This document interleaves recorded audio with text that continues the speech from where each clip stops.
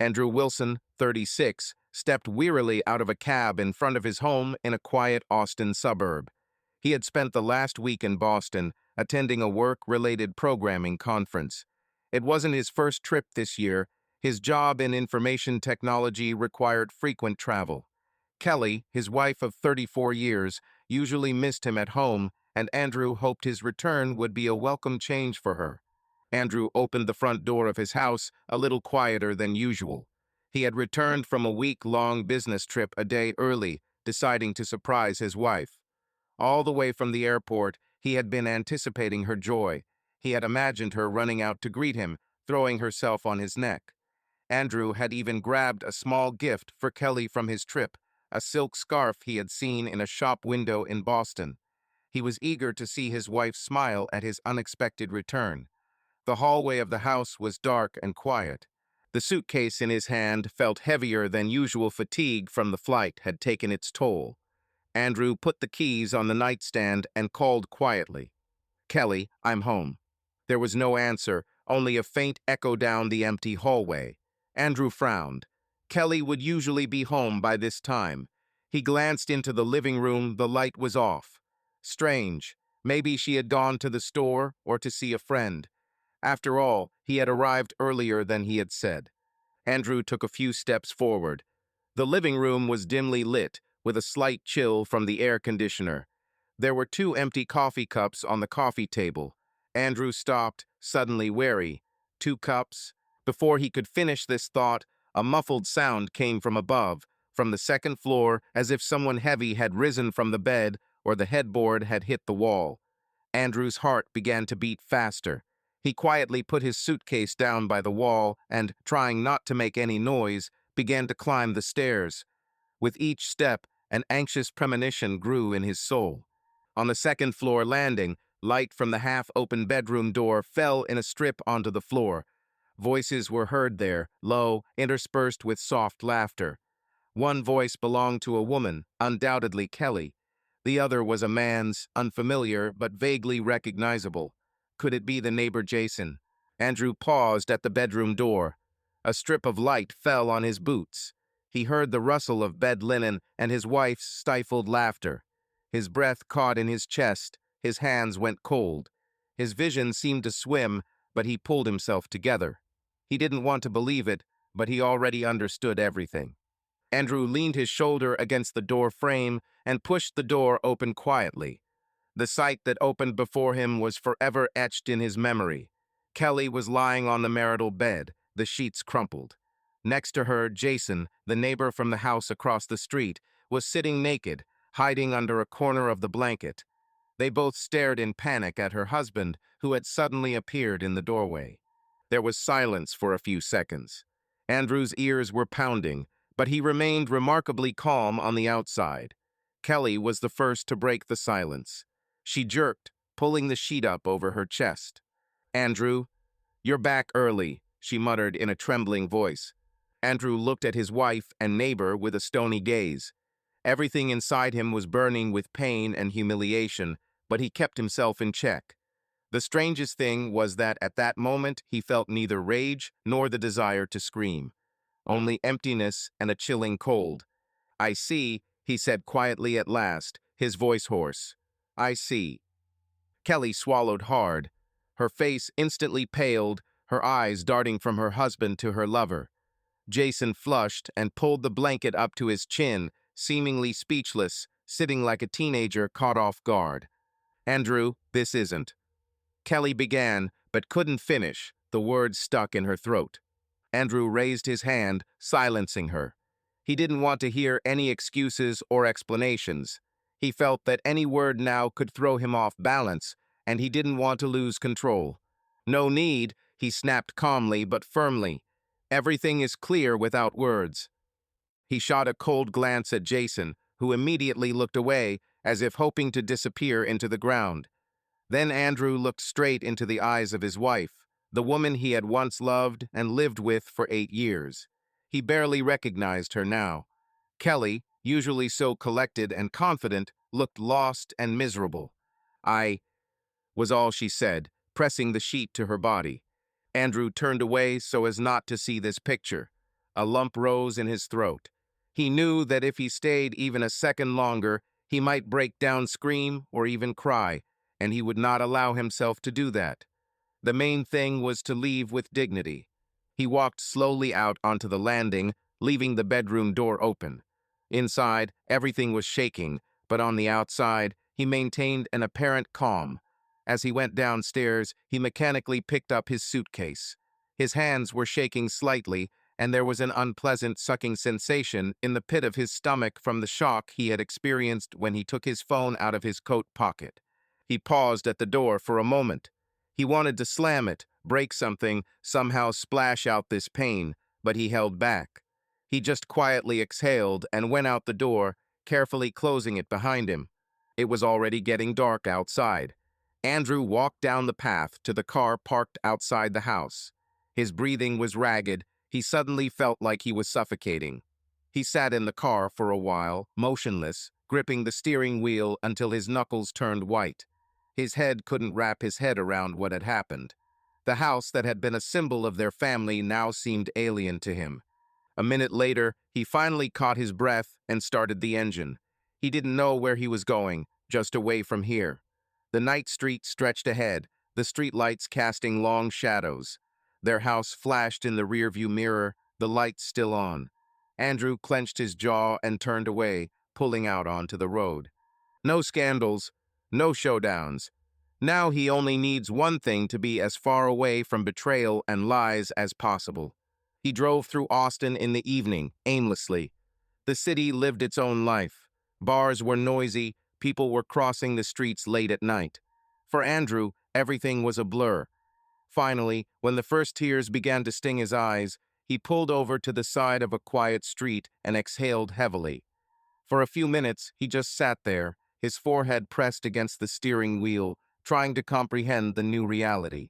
My wife cheated on me with my neighbor. This thought flashed through his mind again and again, causing sharp pain. Andrew could not understand how this was possible. Their marriage was not perfect, but he never thought that Kelly was capable of betrayal. They had been together for so many years, making plans for the future, and now everything had collapsed overnight. After a while, he got over the despair. He had to decide what to do next that night. Go to a hotel, stay with his parents, who lived in another state, far away. None of the options seemed convenient or right. He had friends in Austin, like Mike, an old buddy from his college days. But it was late, almost 10 at night. Was it okay to just show up at people's houses like that? Andrew took a few deep breaths. He felt exhausted, but his thoughts were slowly clearing. After all, this was the time he needed his friend's support. He wiped his wet eyes with the back of his hand, turned on the headlights, and turned around, heading toward Mike's house. On the way, he still called.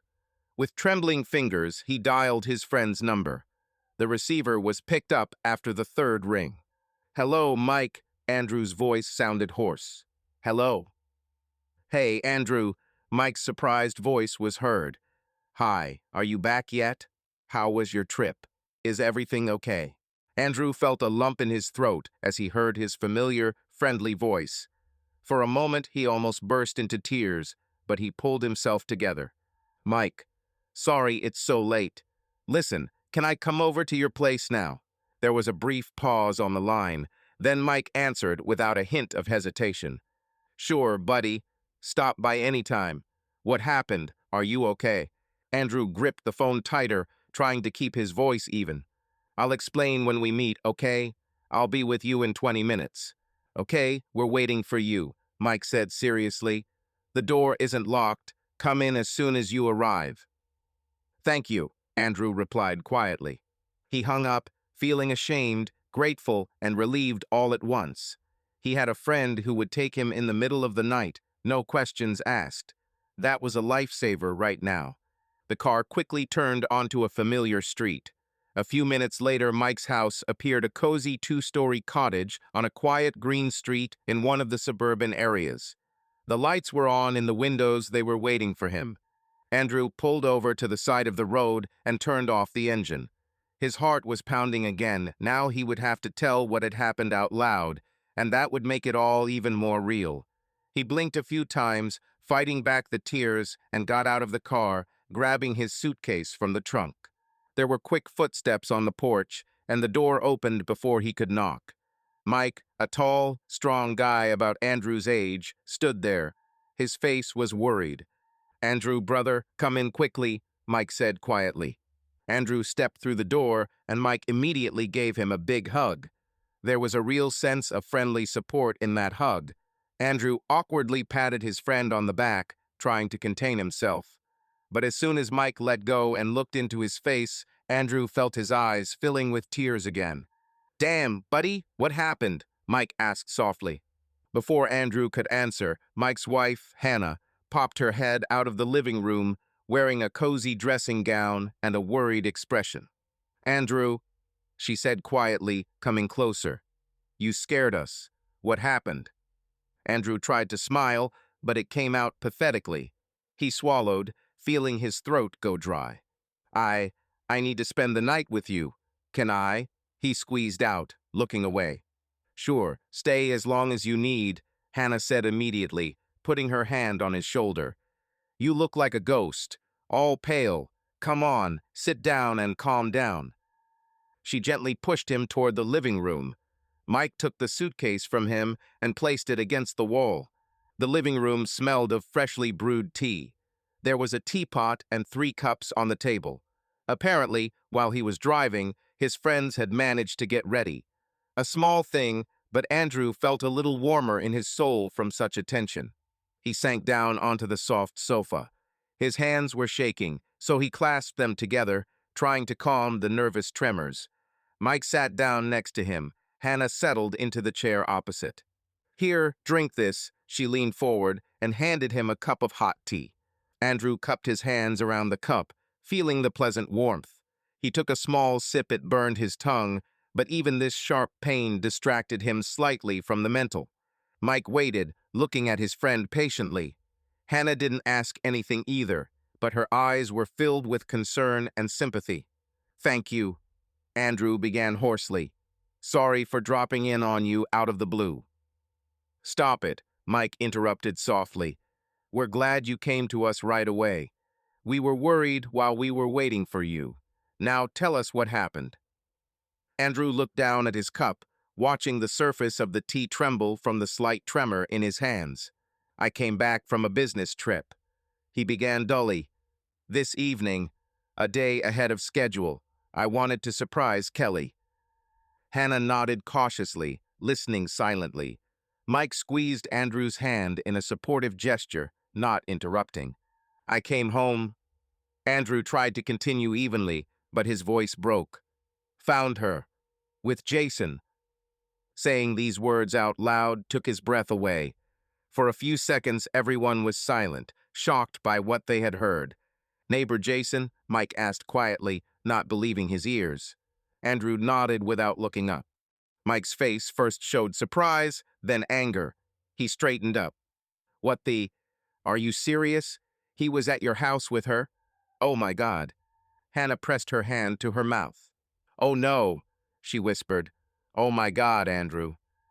Andrew swallowed hard, feeling his insides tighten painfully. He didn't want to cry, but tears began to roll down his cheeks. He quickly wiped them away with his sleeve. "I walked in and saw them in the bedroom," he continued quietly. "I didn't ask any questions. I just left." Mike cursed under his breath, slamming his fist on the armrest of the sofa. "Damn, how could this be? That bastard, and Kelly." He stopped short when he saw Andrew wince painfully at the sound of his wife's name. Hannah had already moved and carefully hugged Andrew. "I'm so sorry," she whispered. "You did the right thing by leaving. The main thing now is to think about yourself." Andrew closed his eyes, trying to even out his breathing. He was infinitely grateful that his friends weren't bombarding him with questions about how come and why, because he didn't understand it himself. "I didn't expect," he said barely audibly. "Nothing like this foreshadowed, you understand? Yes, Kelly and I have grown a little distant lately, but for it to be like this." He shook his head, trying to clear the image of the bedroom from his mind. Mike took his cup and put it on the table, afraid that Andrew would drop it at any moment. "Look," Mike said seriously, "you can stay with us as long as you need. Don't even think about worrying about it." "Of course," Hannah confirmed. "We'll help as much as we can, you know that." Andrew nodded gratefully. He exhaled, feeling the tension of the initial shock ease a little, giving way to a dull ache. "Thank you," he said quietly. "I'll probably stay with you for a couple of days, until I figure out what to do next." "Stay as long as you need," Mike repeated firmly. "It's not even up for discussion." He patted his friend on the shoulder, trying to cheer him up a little. Hannah stood up. "I'll get the guest room ready," she said. "And you, Andrew, have some more tea." She patted him gently on the shoulder and walked out of the living room, leaving the men alone. Mike was silent for a few seconds, then asked quietly, "How are you holding up?" Andrew smiled sadly at the corner of his lips. "I don't know, Mike. Not yet, I guess. It's like a nightmare come true." He rubbed his face with his palms. "I want to wake up and understand that this didn't happen, but I saw it all with my own eyes." Mike nodded understandingly, his face expressing both anger and sympathy. "To be honest, I'm as shocked as you are," he said quietly. "I never thought Kelly was capable of such a thing. She seemed like a normal wife. She loved you. Or at least she pretended to be." Andrew shook his head. "I don't know. Maybe it's my own fault." He began, but Mike immediately frowned and interrupted. "Okay, stop. Don't even think about blaming yourself now, okay?" He spoke firmly, looking straight into his friend's eyes. "Cheating is a choice of the one who cheats, not the one who is cheated on." Andrew was silent. Rationally, he knew that Mike was right, but pain and doubt still tormented him. He wondered, what if he missed something? Maybe he didn't pay enough attention to his wife, worked too much. But even so, this was no excuse for cheating. Hannah returned to the living room.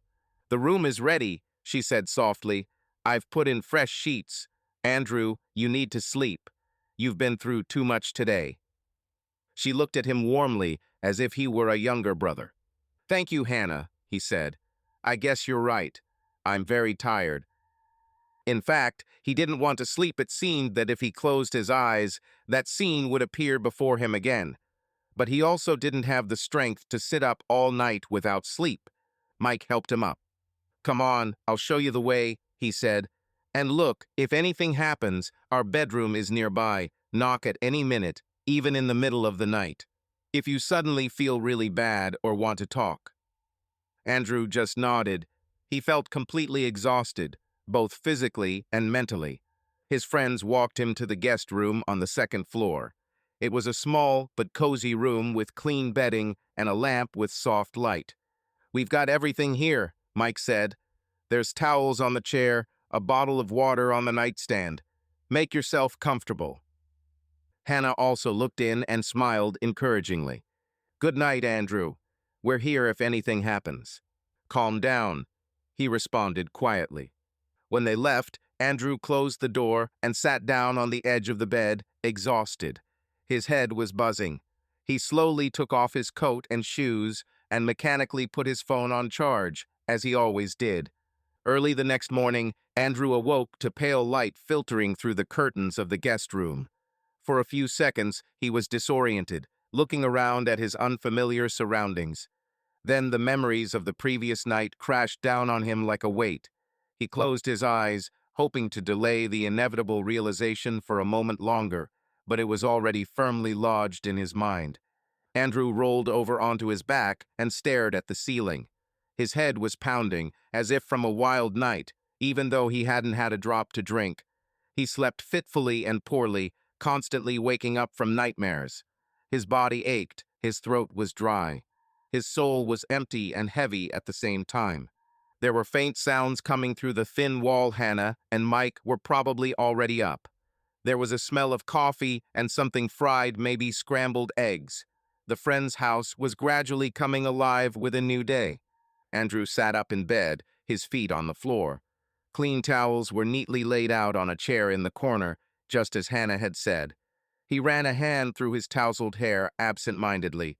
His gaze fell on the phone on the nightstand. The screen was black, no notifications. He hesitated for a moment, then picked up the phone. Maybe Kelly had tried to contact him. His heart involuntarily fluttered at the thought. Some hopeless hope glimmered that she had written or called, had suddenly come to her senses. But the screen showed only the current time and a few ordinary notifications from apps. No calls, no messages from his wife. Nothing. Andrew smiled bitterly. Ignores. Of course. He wasn't sure what he'd expected, that she'd beg him to come back, or at least try to explain herself.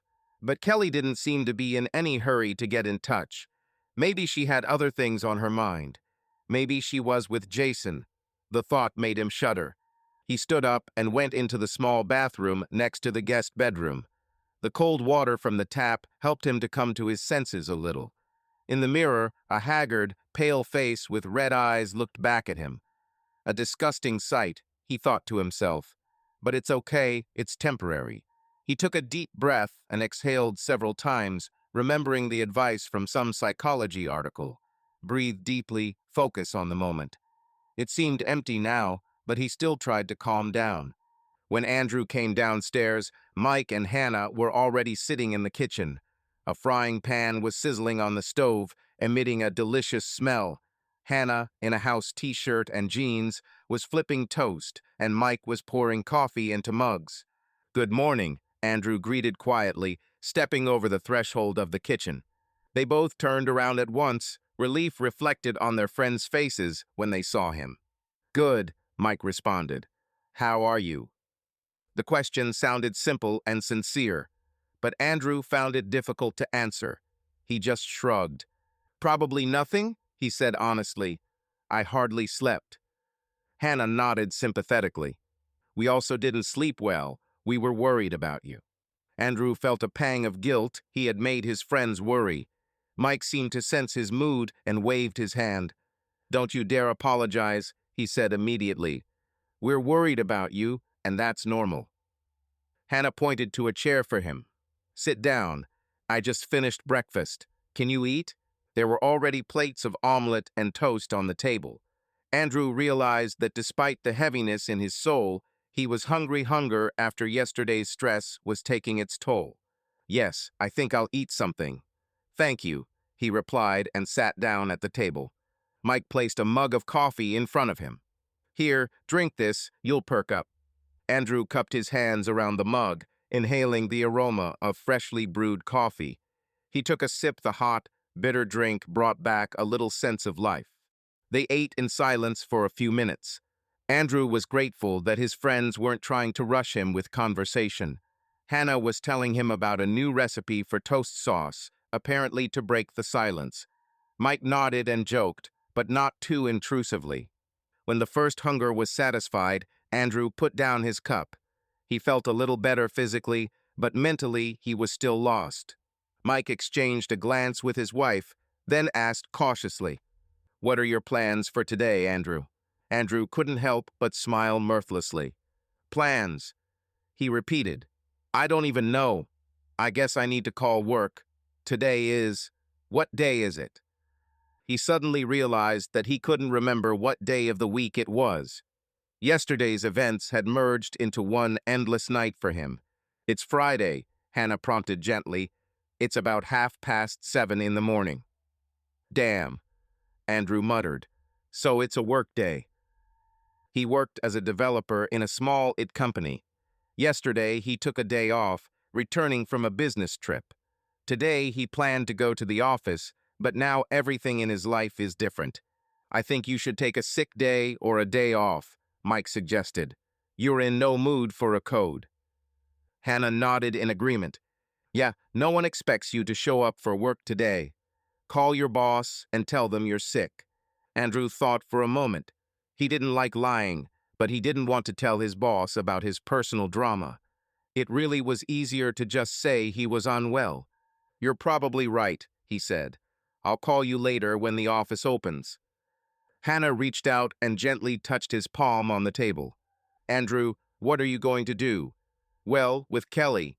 Forgive me for asking, but you need to think about what's next."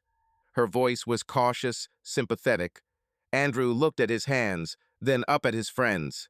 "I'm not sure yet," he answered honestly. "I don't think I'll be able to. Forgive or forget this. I don't know if she wants to continue the relationship after all, and I myself." He looked away. Continue the relationship. The idea of pretending nothing had happened seemed absurd. No, the bridges were burned. But he didn't have the courage to say the word divorce out loud yet. Mike shook his head grimly. After that, "I don't know, Andrew. I honestly wouldn't want to know her anymore. But it's up to you." He paused, then added decisively, "But if you decide to get a divorce, I will fully support you. This is betrayal. There is nothing to save." Andrew ran his hand over his face. "It will probably come to that," he said dully. "But for now, not now, I need to come to my senses." Hannah nodded understandingly. "Of course. Don't rush," she supported. "You know, a colleague of mine at work went through a similar story. Her husband left after cheating, and she thought her life was over. But 2 years have passed, and now she is happy again in a new relationship," she said softly. "So time heals, really." Andrew just sighed quietly, not yet sure that he wanted to think about any new relationships. "But we shouldn't drag it out for months either, so that it doesn't hang on our souls like a heavy burden," Hannah continued, casting a sympathetic glance. "I know," Andrew sighed. He thought again about how there had been no texts from Kelly. Maybe she thought he would come back on his own, or maybe she didn't care at all. The thought was unpleasant, but he couldn't shake it. What is she doing now? Who is she with? Unbidden questions popped into my head. Jason's face appeared before my eyes, neighborly friendly during those rare meetings in the yard, and distorted with fear yesterday. Andrew winced and tried to switch to practical matters. "I need to figure out where to live next today," he said. "I can't stay with you forever." "Live with us as long as you need," Mike responded immediately. Hannah picked up.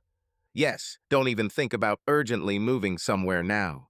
You are a welcome guest at any time. Stay for at least a month." Andrew smiled gratefully at the corners of his lips. "Thank you very much. I really appreciate it.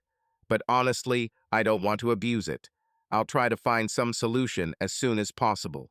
He knew his friends were sincere, but he felt he needed to start his own life soon. While he was here, everything was a blur, as if this was a temporary refuge and real life was on hold. "As you wish," Mike did not argue. "Just don't rush the horses." Hannah stood up and began clearing the plates from the table, waving her hand when Andrew tried to help her. "Sit down, guest. Don't even dare to try. I'll do it all by myself now." He obediently remained seated, although the awkwardness of being an inconvenience did not go away.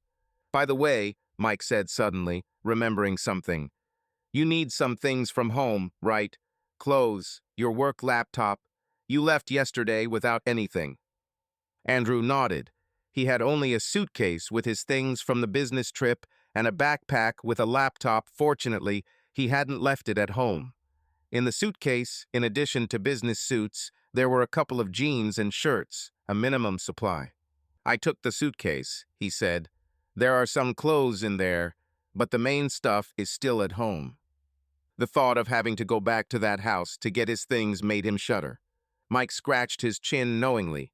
"If you want, I can go with you, or even pick up what you need instead of you."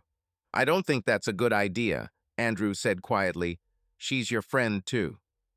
Mike snorted. "After what she did, I don't care if she's an acquaintance or not.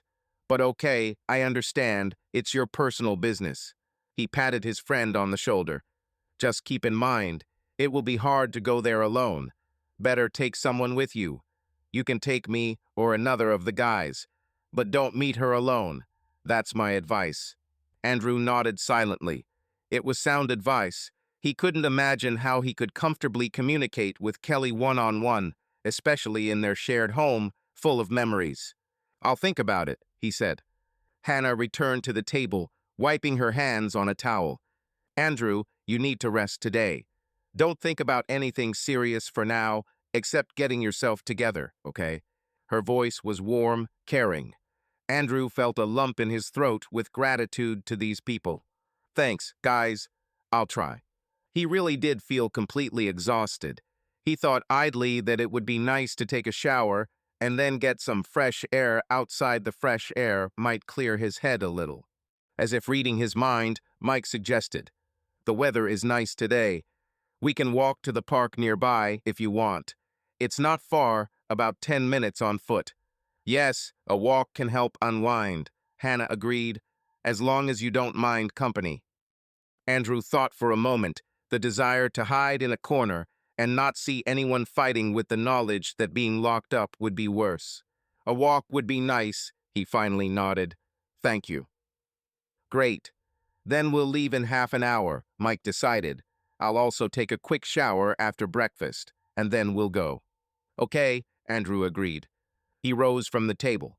"Then I'll get myself together too, tidy myself up a bit." Hannah nodded. "Sure. There's everything in the bathroom, shampoo, gel, whatever you need. If you need more clothes, Mike has a lot of things in your size." Agreed, Andrew tried to smile. He really wanted to freshen up. He didn't like his own appearance disheveled, rumpled. Andrew went back up to the guest room to get fresh clothes from his suitcase and headed for the shower. The hot water washed away some of the tension. He stood under the stream for a long time, watching it run down the drain, letting his head empty for a moment. After the shower, he felt a little better physically. He put on clean jeans and a gray t-shirt, combed his hair. Fortunately, his hair was always short, not requiring much styling. Leaving the room, he ran into Mike in the hallway. He had also changed into sports clothes for a walk. "Ready?" asked the friend, trying to look cheerful. "Yes," Andrew replied. "Thank you for everything." Mike slapped him on the back. "Stop it. Why are you acting like a stranger? We've been friends for years." Andrew nodded, saying nothing more, but he felt the warmth of those words.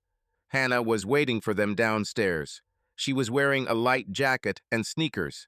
"I'm with you, boys," she said cheerfully. "I think fresh air would do everyone good." The three of them walked out of the house. The morning sun had already risen above the rooftops, but the heat of the Texas day had not yet set in.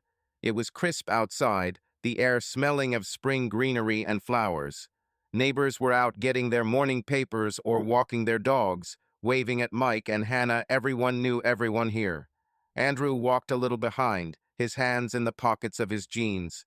He breathed in the cool morning air, trying to clear his head of heavy thoughts. Mike and Hannah were chatting casually, discussing some neutral news. It seemed they were talking about a new store that had opened nearby. Andrew was only half listening, but was grateful that he wasn't being pestered with questions. A few blocks later, they came to a small park. A green lawn, surrounded by low oaks and maples, led to a pond with sparkling water. Mothers with strollers strolled along the park paths. A couple of elderly gentlemen chatted animatedly on a bench. A runner with headphones trotted along the alley. The world lived its usual life, measured and calm. The three friends walked around the pond and sat down on an empty bench under a tree. Hannah took a hair tie from her pocket and pulled her disheveled hair into a ponytail. "It's so nice," she said quietly, turning her face to the light sun. "It's fresh." Mike nodded, stretching out his legs and throwing his arms over the back of the bench. "Yes, a walk in the morning is the best cure for the blues." He glanced at Andrew. He sat with his head down, silent. Mike nudged him lightly with his elbow. "Hey, how are you?" Andrew looked up. There was no escaping the direct question. He tried to find his words. "I'm still in a fog, as if this isn't happening to me," he responded quietly. Hannah looked at him with sympathy. "It's natural. It's only been a few hours. You need time." Andrew nodded. They fell silent. They could hear the rustling of leaves and the calling of some birds near the water. A minute later, Mike suddenly asked, "You didn't notice anything before, did you?" "Well, between her and that neighbor, he lived right next door." The question was asked carefully, without judgment, rather with bewilderment. Andrew thought about it. He tried to remember all the last months of their family life. Jason really did live in the house across the street with his wife and little son. And really, he had a family. Andrew frowned. Jason has a wife and a child. A little boy, about 3 years old. They moved in about 2 years ago. Hannah raised her eyebrows in surprise. Wow, so he, too, turns out, cheated on his wife? It looks that way, Andrew confirmed gloomily. This new detail disgusted him. Jason had not only destroyed his family, but betrayed his own. That's low, Mike muttered. That bastard. Sorry, Hannah, he glanced at his wife, but there's no other way to put it. Hannah sighed. Unfortunately, such things happen. It's not your fault, Andrew, that you didn't notice. Such things, they are often carefully hidden. Andrew shrugged. I really didn't suspect anything. Kelly talked to his wife sometimes, they went to yoga together, or something. Jason helped fix our fence a couple of times. Everything seemed normal, neighborly. He ran his hand over his face. Maybe I'm blind. Or maybe I believed that this wouldn't happen to me. Nobody's immune, Hannah said quietly. You're not blind. You just trusted your wife. Mike clenched his fist. Okay, forget this, Jason. Life will punish him yet, he spat with annoyance. I'd like to believe it, Andrew responded gloomily. Although, I admit, sometimes I want to hit him myself. But there's no point in that. He was silent for a moment, looking at the water of the pond. Let's think about you instead, Mike changed the subject. Yes, Hannah picked up. The most important thing for you now is to get yourself in order. Maybe it makes sense to seek professional help. Well, a psychologist, for example. Andrew shuddered. The idea of pouring out his heart to a stranger on a couch did not appeal to him. I don't know, he drawled. I don't want to think about it yet. I think I can handle it myself. In time. As you say, Hannah didn't argue. But keep in mind, it's nothing special. Many people come to us. I understand, Andrew nodded. They were silent again for a while. Children on bicycles rode along the path ahead, laughing loudly. Andrew watched them go. He and Kelly didn't have children. He was almost glad of it now. How complicated things would be if they had. On the other hand, the thought that they hadn't had children suddenly struck with pain. So many years together, and nothing truly solid had been built. No family, no home of their own. Well, yes, they rented, planned to buy a house in a year. All plans were now simply erased. Andrew, Hannah called softly, what are you thinking about? He sighed heavily. About how to live on. I don't even know where to start. Mike frowned. You'll start by packing your things from home and breaking up with this. Ahem, traitor. Sorry, I don't want to insult you in front of you, but... Andrew smiled sadly. What can you do? She deserved unflattering words. For the first time, he allowed himself to say anything harsh about his wife. It wasn't easy, but after saying it, he felt a strange relief. Yes, she had betrayed him, and he wasn't obligated to defend her reputation even in his thoughts. Divorce is an unpleasant thing, Mike continued, but perhaps it is inevitable. What do you think? Andrew squeezed his fingers. The word divorce sounded loud, although Mike spoke quietly. Andrew was silent for a few seconds, then finally said, I think so. This is probably the end. Hannah touched his shoulder gently. I'm sorry that it happened this way, but sometimes it's better to part than to live in pain and mistrust. Andrew nodded. He agreed. But first I need to at least talk to her, he added reluctantly. Discuss everything. The house, the things, the bills. The word bills was like a switch flipping in his head. He suddenly realized that all the utility bills, the rent, the phone bills, were all registered to him and paid for by his accounts. Kelly, of course, worked, too. She was an administrator at the clinic, but over the years the family finances had been largely supported by his salary. The thought of the bills brought unexpected clarity. He no longer had to pay for her life. Why should he? He was even paying for the electricity, water, internet, and the house where she was staying, and possibly her lover. Andrew's face darkened. Listen, about the bills. I paid for everything. I think it's worth disconnecting everything or re-registering it today. Mike nodded approvingly. That's right. Hannah frowned slightly. Just be careful. If the house is rented in your name, it might be hard to just move out. Yes, Andrew agreed, but we rented the house together, paid half in advance. We'll have to sort it out. He rubbed the bridge of his nose. God, so much has piled up. Bills, rent, bank.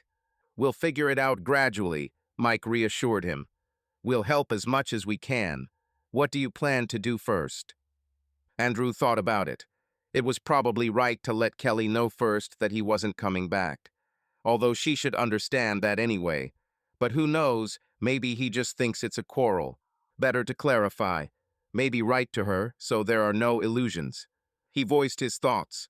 I think I'll write to her today, that it's all over and that I need to pick up my things when she's not home. He stopped short, trying to clear his mind of the image of his wife in the arms of his neighbor. Or I'll ask her to leave for a while and I'll take the things. I don't know. Yeah, better not to cross paths, Mike agreed.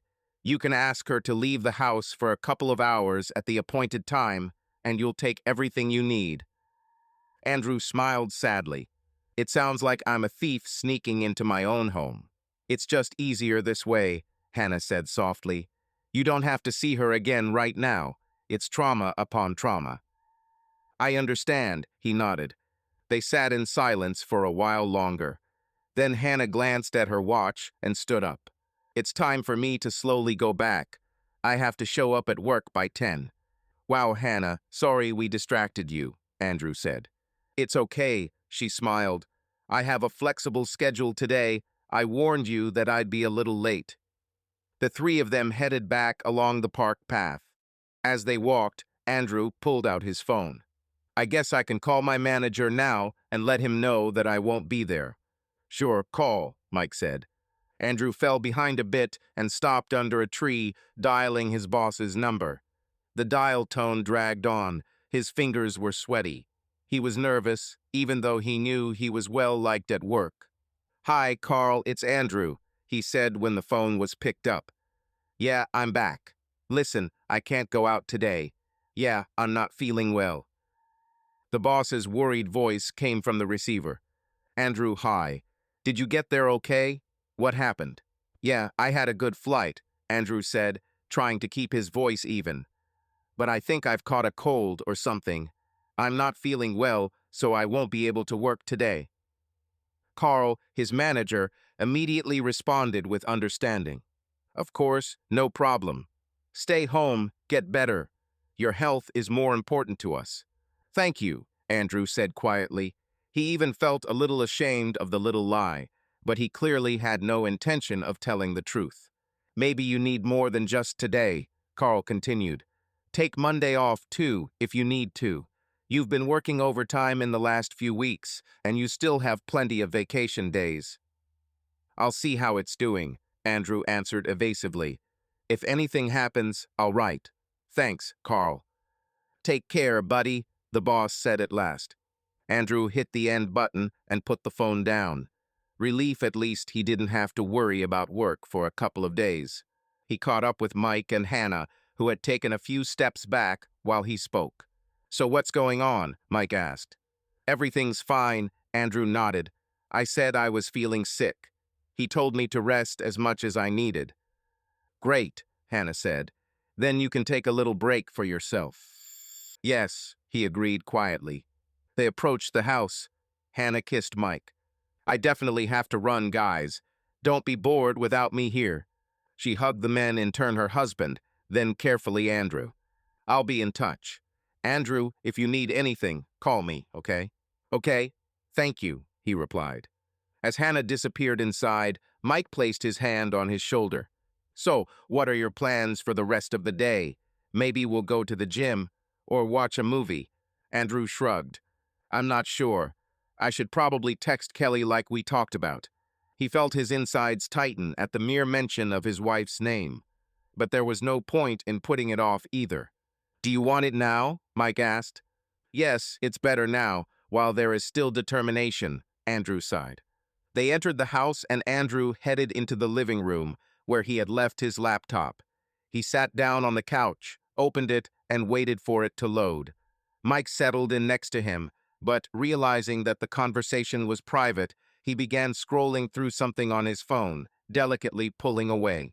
Andrew opened his email, but thought it would probably be better to write a message on the phone. It would get there faster. He took out his mobile and started typing in the messenger. His fingers trembled as he typed each word. Kelly, I'm not coming home. I think you know why. I need to get my things. Let me know when you're out so I can do it. Also, starting today, I'm stopping paying the house bills, phone bills, etc. I don't see any point in paying any more. We'll talk about all the details later. Bye. He reread what he had written. It looked cold, distant, but that was exactly what was needed. No accusations, no insults, just facts. Although there was pain hidden in every word. Andrew closed his eyes, gathering his courage, and pressed send. The message flew away. Now in the chat you could see only its own text and a gray send check mark. Kelly hadn't read it yet. I wrote it, Andrew said quietly, lowering the phone. He felt a shudder come over him, either from nerves or emotions. Mike nodded understandingly. Let me guess. Still silence. Yes, I haven't read it yet, I think. Well, okay, but you took the step you had to take. Andrew leaned back on the couch and closed his eyes. It was a strange feeling. On the one hand, it hurt that he had to discuss such things at all, but on the other, he felt in control of the situation. Now he was setting the terms, not going with the flow. What now? He asked quietly, more to himself. Now, Mike replied, standing up, we'll put on a movie for you. The best therapy is to get away for at least a couple of hours. He walked over to the shelf with his DVD collection and began browsing through the rows of discs. Mike had a soft spot for movies, collecting dozens of old movies on disc, though in the age of streaming, that wasn't really necessary. Andrew didn't object. Now he really wanted to get away from the obsessive thoughts, at least a little. Let's say something that's not about love, he asked, trying to smile slightly. We can do that, the friend responded. How about an action movie or a sci-fi movie? Remember how we loved watching Terminator in college? Andrew nodded. Let's watch Terminator, a good classic. Mike put the disc in the player, and soon the first frames were running across the TV screen. He sat down next to Andrew and sprawled out on the couch in a deliberately casual manner. Now a couple of robots will cut each other up, and life will become a little better. Andrew chuckled softly. His friend's fatherly concern touched him. He leaned back on the couch and tried to concentrate on the movie. After about 10 minutes of immersion in the atmosphere of a cyber action movie, he suddenly caught himself thinking about neither Kelly nor what had happened for several minutes. His head relaxed a little. The film lasted about 2 hours. During that time, he and Mike barely spoke a word, only occasionally exchanging short comments on particularly notable moments. As the end credits rolled across the screen, Mike reached over and turned off the TV. Well, is it easier? Andrew shrugged. For the duration of the film, yes. Now it's coming back again, to be honest. He felt the pain of loss return as soon as he turned off the distracting image. Perhaps that was normal. That's understandable, Mike sighed. But at least there was a pause. Andrew glanced at his phone. There were no new notifications, so Kelly either hadn't seen the message or hadn't wanted to answer. He felt that painful mixture of hurt and strange relief again. Better to keep quiet than start making excuses. At that moment, the doorbell rang. Both men looked at each other. Who could that be? Mike frowned, standing up. Andrew felt a twinge of anxiety, too. What if Kelly showed up? But that was unlikely. She wouldn't know for sure where he was, although she might guess what Mike had. Mike walked up to the front door and looked through the peephole, then opened it wide in surprise. Hi, come in, sure. Sarah, a mutual friend and colleague of Hannah's, stood on the threshold. A long-haired brunette with glasses, holding paper bags of food in her hands. She entered, smiling slightly embarrassedly. Hi, guys. I heard from Hannah that you have a guest. Well, anyway, I decided to bring something to eat. Oh, Sarah, hi, Andrew murmured, standing up. He was pleasantly surprised by the attention. You shouldn't have bothered. Nonsense, she waved it off and walked into the kitchen with the bags. I was just passing by for lunch anyway. Here, I bought you a pizza, a salad, and a pie for dessert. Mike whistled. Sarah, you're a fairy. We were just getting hungry. Sarah blushed and smiled. Well, I'm not a fairy. I just thought that you don't have time to cook right now. She looked at Andrew with gentle sympathy. I'm so sorry about what happened, Andrew. Hannah gave me the general outline this morning. Hang in there, okay? Andrew nodded, touched by her concern. Thank you, Sarah. He had nothing more to say. A lump had risen in his throat. People around him had shown so much kindness, and yet his own family had suffered such a collapse. Okay, I won't disturb you. Sarah waved her hands, as if trying to push away the excessive seriousness of the moment. I'll run. I have a meeting in 20 minutes. Maybe you'd like to stay and have a bite to eat with us, Mike suggested. Sarah shook her head. Thanks, no. I really have to run. Don't wash the dishes later. I'll pick them up when I stop by Hannah's. Stop it, Mike chuckled. We can handle it ourselves. Sarah was already heading towards the exit, waving her hand. That's it, bye. Hang in there. She left as suddenly as she appeared, leaving behind the aroma of fresh pizza and a feeling of warmth. Mike brought the bags to the kitchen table. What a good girl, huh? What a pie you brought, amazing. He took out a round apple pie in a disposable container from the bag and admired it. No diets, the friend proclaimed joyfully. Andrew smiled faintly. I definitely don't have time for diets now. Thanks for inviting her, or what? No, I didn't invite you, Mike shrugged. Hannah must have told me, so she got busy. They put pizza on plates and sat down right in the kitchen to eat. Andrew realized that the food really lifted his spirits. He ate a slice of pizza, then added another half his appetite was returning. That's better, Mike said, finishing his piece. You were walking around like a ghost this morning. Andrew wiped his hands with a napkin. Thank you, Mike, for everything. Your support is truly, I don't know what I would do without you. Mike put his hand on his shoulder. We're almost brothers, forget it. Everything will be fine, right? Andrew nodded. He wanted to believe that sooner or later this good would come again. The rest of the day was spent quietly with Mike. Mike worked a little on his laptop, made calls about his business, and Andrew decided to distract himself with reading. He took a book from the shelf, some detective story, and tried to understand the plot. Thoughts, however, kept returning to their own. He checked his phone several times. Kelly had not responded. The messenger showed that she had read the message around noon. A double check mark appeared. But there was no response.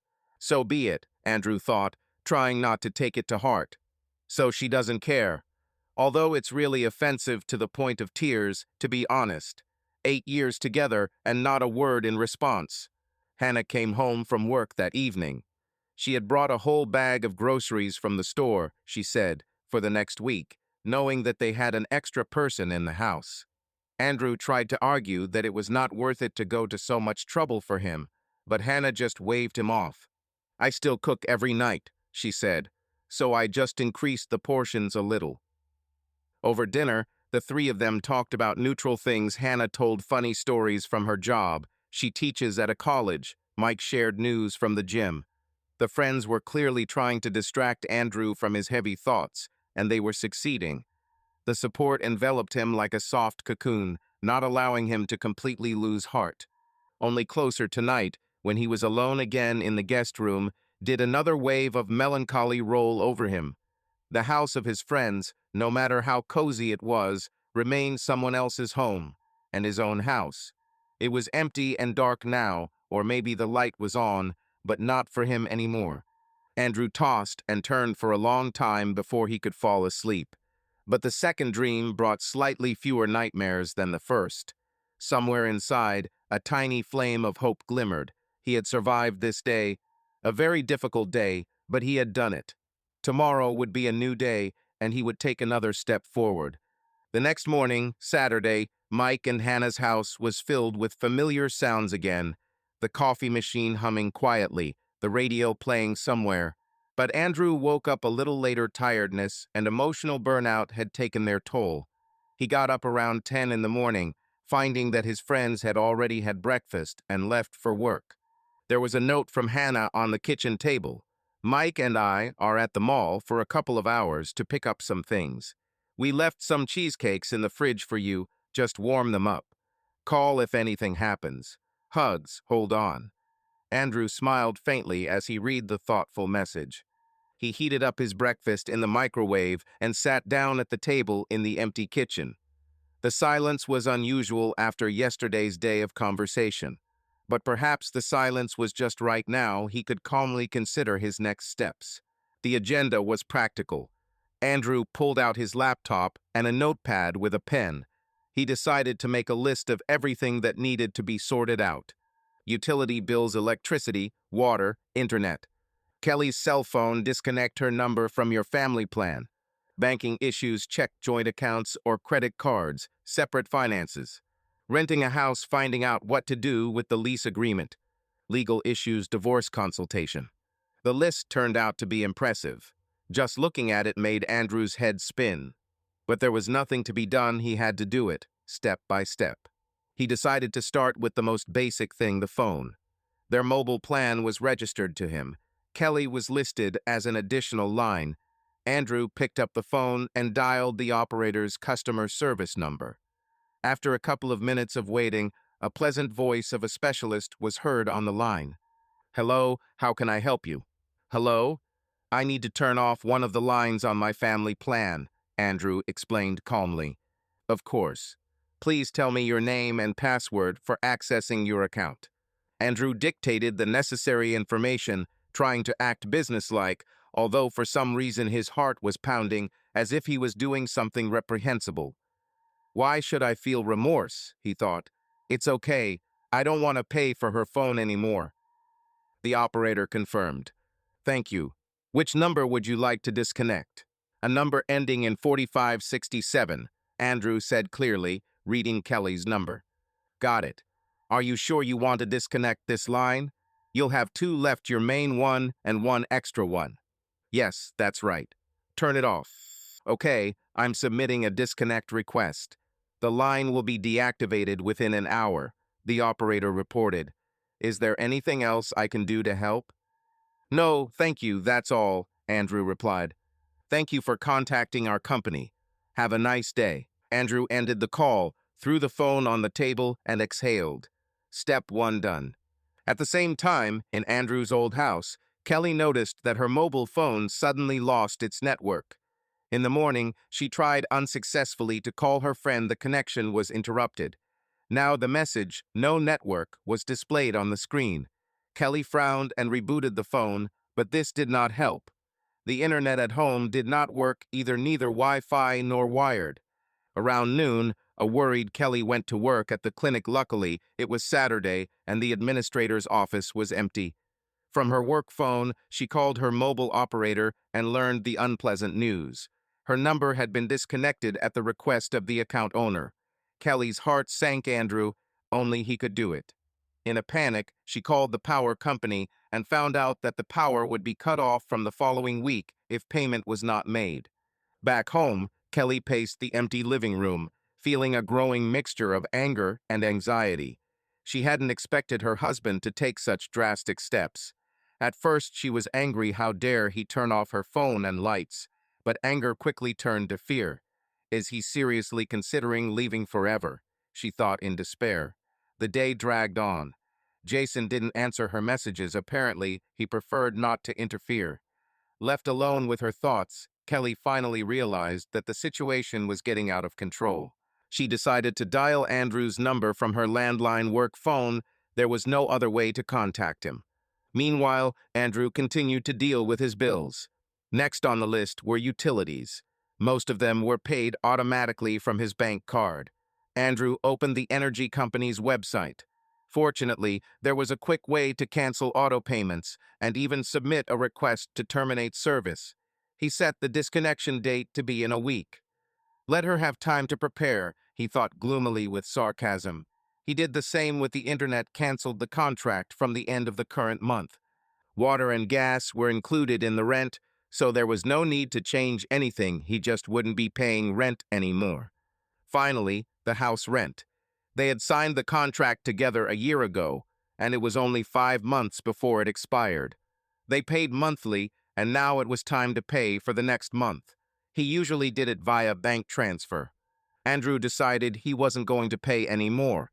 That meant either Kelly would take over the payments herself, or they would be evicted for non-payment after some time. It wasn't a pretty option, but he wasn't going to let her live off him. He noted this in his notebook. Rent do not pay. Notify landlord if necessary. There were still banking issues. He and Kelly, fortunately, didn't have any credit cards together. They did, however, have one joint savings account where they were saving for a future home. There was a decent amount in there. Andrew thought about it. He wasn't going to leave the money to Kelly, since he had contributed most of it. But it wouldn't look good to take it all and transfer it to himself.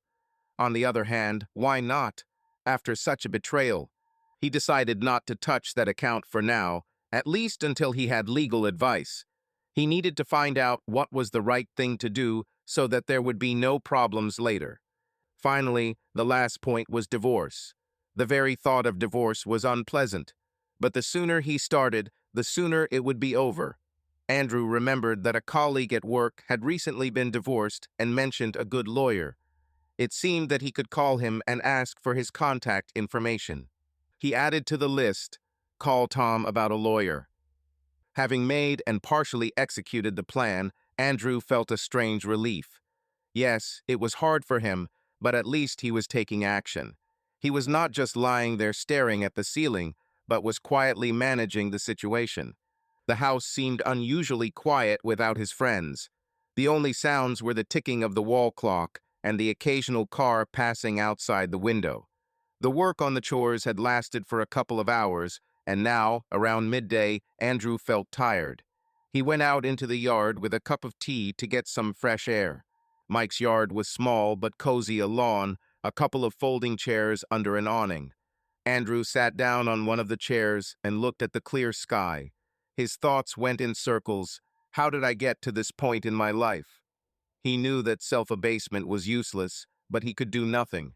He remembered how only a year ago he and Kelly had taken a trip to the Galveston coast, and she had laughed as they took pictures on the beach, telling him she loved him.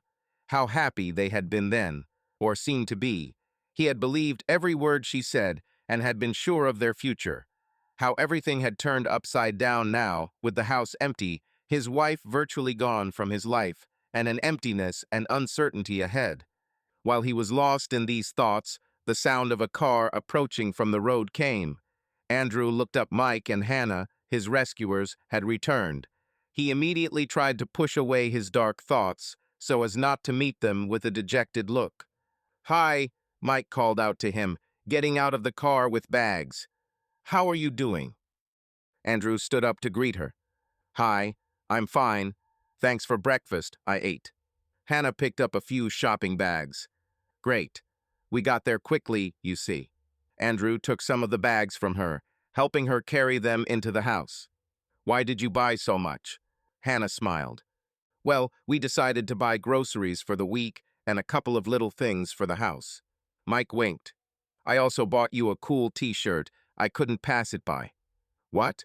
Why?" Andrew was surprised. A minute later, in the kitchen, Mike pulled a gray t-shirt out of a bag with a print on it. It read in large letters, "Keep Austin Weird," a well-known local slogan. Andrew couldn't help but smile. "Ha, thanks. The extra clothes wouldn't hurt." He accepted the gift. His friends really thought about his needs. "How's it going?" Mike asked as they unpacked the bags. "Did you get anything done?" Andrew showed a notepad with a list on it, with several items crossed out. "I disconnected her phone, canceled the utilities, and decided to just not pay the rent for now. As for the bank and divorce, I need to consult." Mike nodded approvingly. "Well done, you took it seriously." Hannah looked out from behind the refrigerator where she was putting away groceries. It's good that you got down to business so quickly. How are you feeling? I don't know. Andrew shrugged. It's weird. It's like I'm taking someone else's life apart point by point, but I think it's necessary. That's right, Hannah confirmed. You need to make a point. The rest of the day passed relatively calmly. After lunch, Mike took Andrew to the gym in the afternoon and showed him some exercises. The exercise did him good. Some of the tension seemed to be released through sweat. Andrew even caught himself relaxing a little for the first time since the betrayal. The pain was still there, but his muscles were pleasantly tired, distracting him from his heavy thoughts. That evening, they all settled into the living room to watch another movie, a light comedy this time. Andrew even managed to smile at the jokes a couple of times. Hannah and Mike seemed to enjoy every little bit of normalcy he showed. Having friends to support him did wonders. However, closer to the night, when they were about to go to their rooms, Andrew's phone suddenly started to crackle. It was lying on the coffee table. Andrew picked up the receiver. An unfamiliar number with a local code appeared on the screen. He frowned. Who could be calling so late? It was about 10 o'clock from an unknown number. Not wanting to worry himself before going to bed, he was about to hang up. But Hannah noticed. Maybe it's important. Answer, in case something comes from work or something else. Andrew hesitantly raised the phone to his ear. Hello. There was silence on the line for a few seconds. Only someone's breathing could be heard. Then a familiar voice rang out, tense, irritated. Andrew finally got through. His heart sank. It was Kelly. He hadn't expected to hear from her so soon and from an unknown number. It's me, he replied dryly, clenching his jaw. What do you want? He saw Mike and Hannah perk up when they heard who was calling. Mike gestured turn on speakerphone. Andrew shook his head as if to say, I'll tell you later, and went out into the corridor to talk in private. What do you want from me? Kelly's voice rose to a screech. Are you serious? What kind of kindergarten is this, Andrew? You turned off my phone. She spoke quickly and angrily. I've been running around all day, trying to figure out what's wrong with the connection. I thought my phone was broken until I called the operator from my work number. They said the line was disconnected at the owner's request. Are you even normal? Andrew was silent for a couple of seconds, amazed. Of everything that had happened, the phone seemed to worry her the most. Quite normal, he said coldly. I told you in the message that I was stopping paying my bills. Your phone is one of those bills. In the message. Oh, that's it, she said sarcastically. So, instead of talking like a human being, you sent a dry text and immediately ran to turn off everything you could. Very adult, I must say. Andrew felt irritation boiling inside him. He forced himself to speak calmly. What's there to discuss, Kelly? You've got it all figured out. I don't see any point in continuing our marriage. I thought that was clear after yesterday. She was quiet for a few seconds, then spoke in a different tone, less aggressive, more shocked. So, that's it? You just left and shut everything down? Didn't even give me a chance to explain? Andrew smiled bitterly. Explain? You want to explain something, Kelly? Explain that you're having an affair with your neighbor, or that it was accidental. I'm sorry, but I don't need that. There was silence on the other end. All he could hear was her breathing. Then Kelly spoke hoarsely. I didn't think that you would. Right away. She didn't finish the sentence. Then she flared up again. Damn it, Andrew. You could have at least left me the damn phone for a couple of days. I have work, clients. You even turned off the internet. He shook his head, although she didn't see it. It's not my problem anymore. Get your own contract. Pay yourself. I think your salary allows it. Yeah, thanks, Kelly said sarcastically. Great. What about electricity? Did you turn off the lights too? The internet's not working. She listed the claims that he had committed a terrible crime. That's right, Andrew snapped. I'm not paying anymore. You're home. It's your responsibility now. Our house, by the way, she cried. Or is it not ours anymore? Andrew closed his eyes, trying to contain himself. I think the answer is clear to you. There was silence again. Then Kelly spoke, her voice now sounding tearful. I don't believe it. We've been together for so many years, and you're just crossing it all out in one fell swoop. Andrew felt himself boiling too, with resentment and anger finally breaking through the ice. This eye crossing us out? He asked quietly but angrily. Don't make me laugh, Kelly. You crossed us out when you went to bed with someone else. She sobbed, or did he imagine it? Her voice trembled. I didn't mean to ruin everything like this. It's a mistake. Andrew suddenly felt tired of this conversation. The explanations began belated and empty. It's too late, he snapped. Nothing can be fixed now. I called. Kelly took a breath. I wanted to talk, but I can see you're not in the mood. Why? He said bitterly. So that you would apologize, or say that you love me and it was a mistake? I don't need those words, honestly. You made a choice. Jason. She began, but he interrupted again. Please, let's not talk about him. I don't want to know the details. They were silent for a few seconds. Only her heavy breathing could be heard. What now? She asked dully. Are you going to keep hiding with your friends and taking revenge on me by disconnecting the power? Hide? Take revenge? Andrew clenched his fist with his free hand, but answered as evenly as he could. I'm not hiding. You probably know where I am anyway.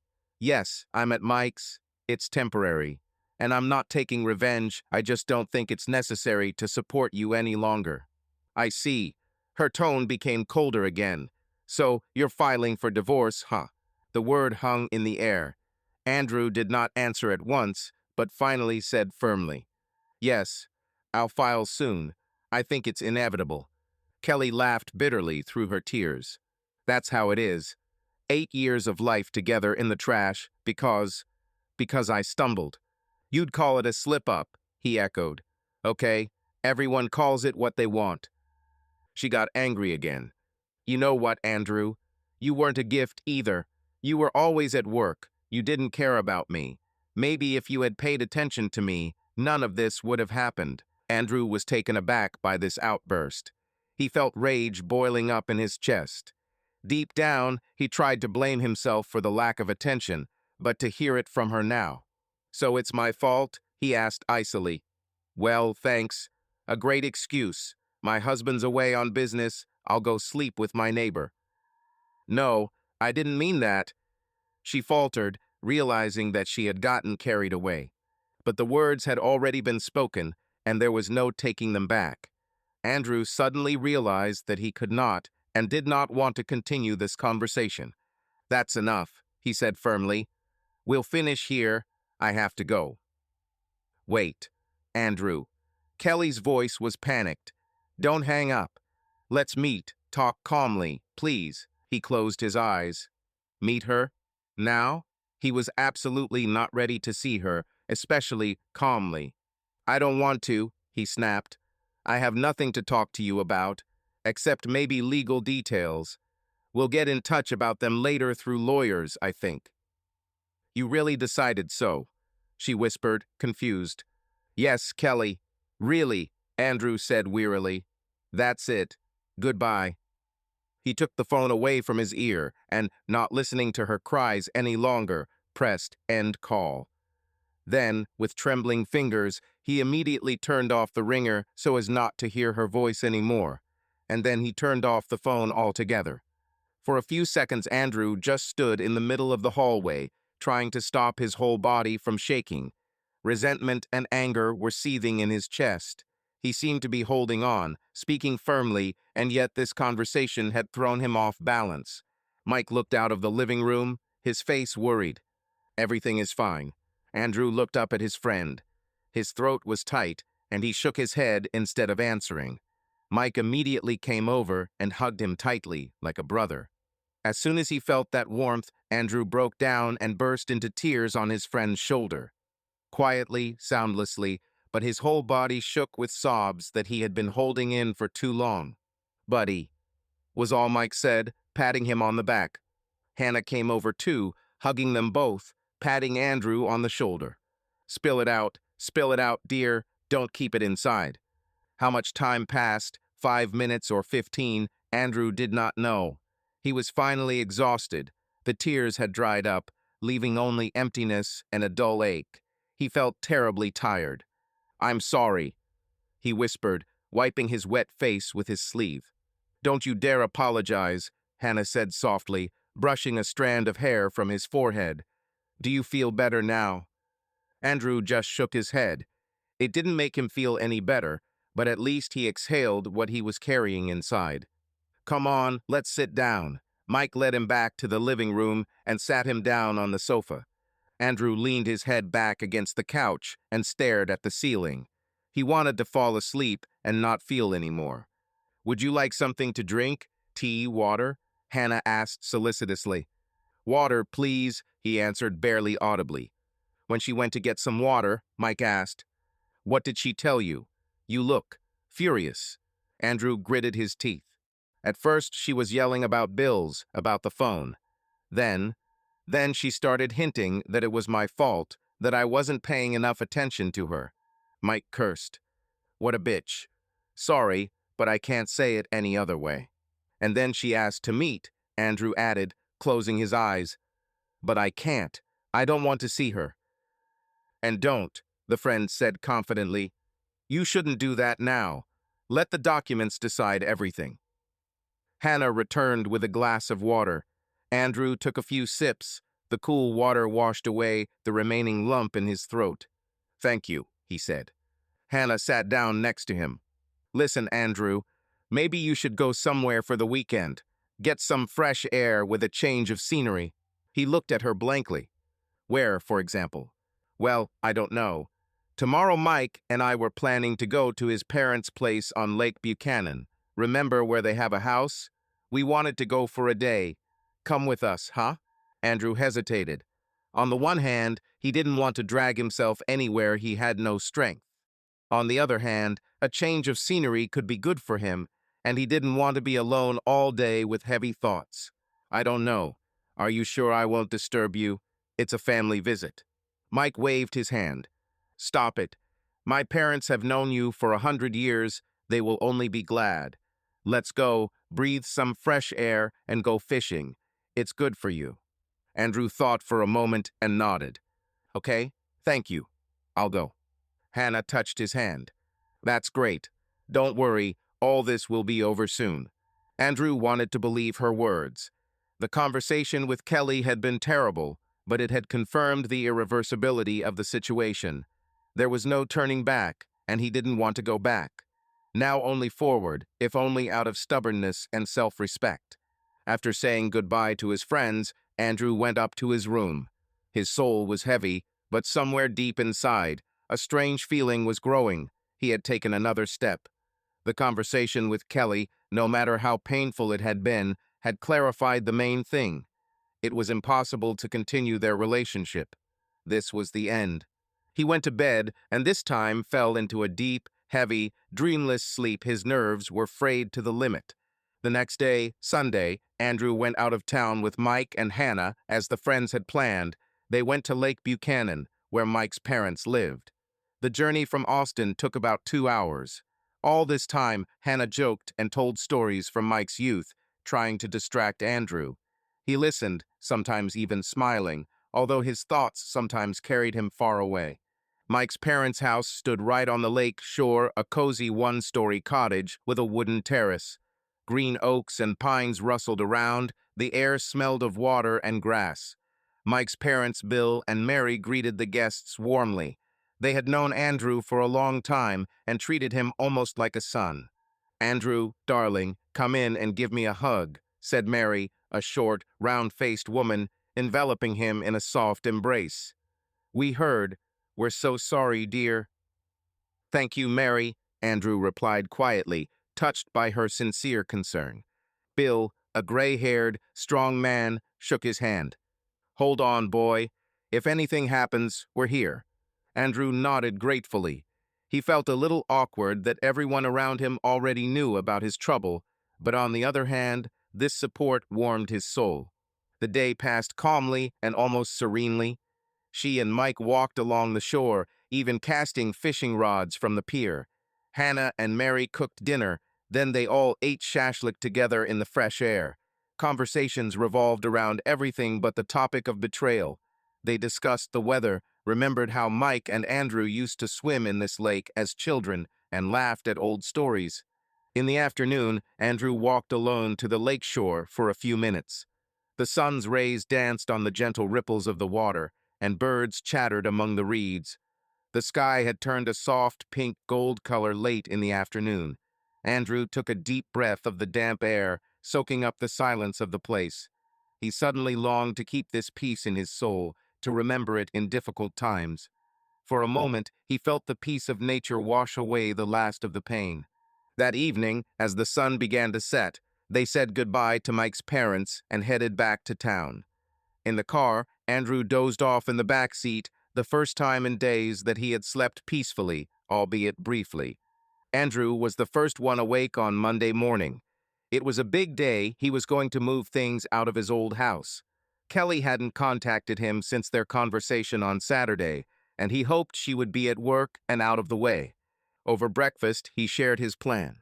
"I want to go get my things at about 10, and Kelly is usually at the clinic until 5 p.m., so she won't be home." Mike responded immediately. "I will go with you, as I promised." "Should I give you company too?" Hannah asked, but Mike shook his head. "No, honey, carrying boxes is a man's job." Hannah just chuckled.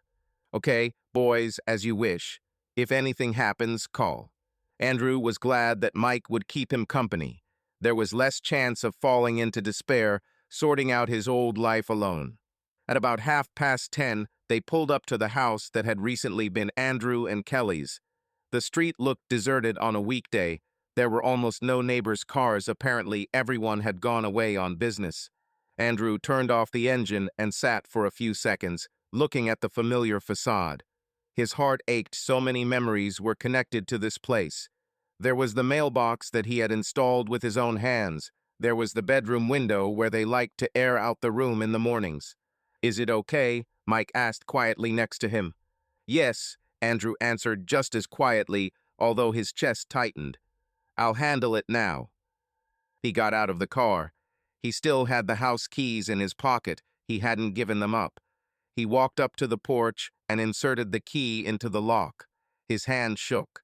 He gathered his will into a fist and pressed the handle. The door opened, letting them in. A faint musty smell hit their nose. Apparently, the house had been empty for several days, and no one had aired it out. Kelly's jacket was still hanging in the hallway, and there was some mail on the nightstand. Mike closed the door behind them. "Where shall we begin?" Andrew glanced around the living room.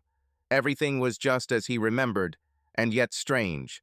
The sofa where they watched movies, the kitchen where they cooked dinners together. He sighed quietly. "I'll go upstairs and collect my clothes and personal belongings." "I'll help you stack the boxes," Mike nodded.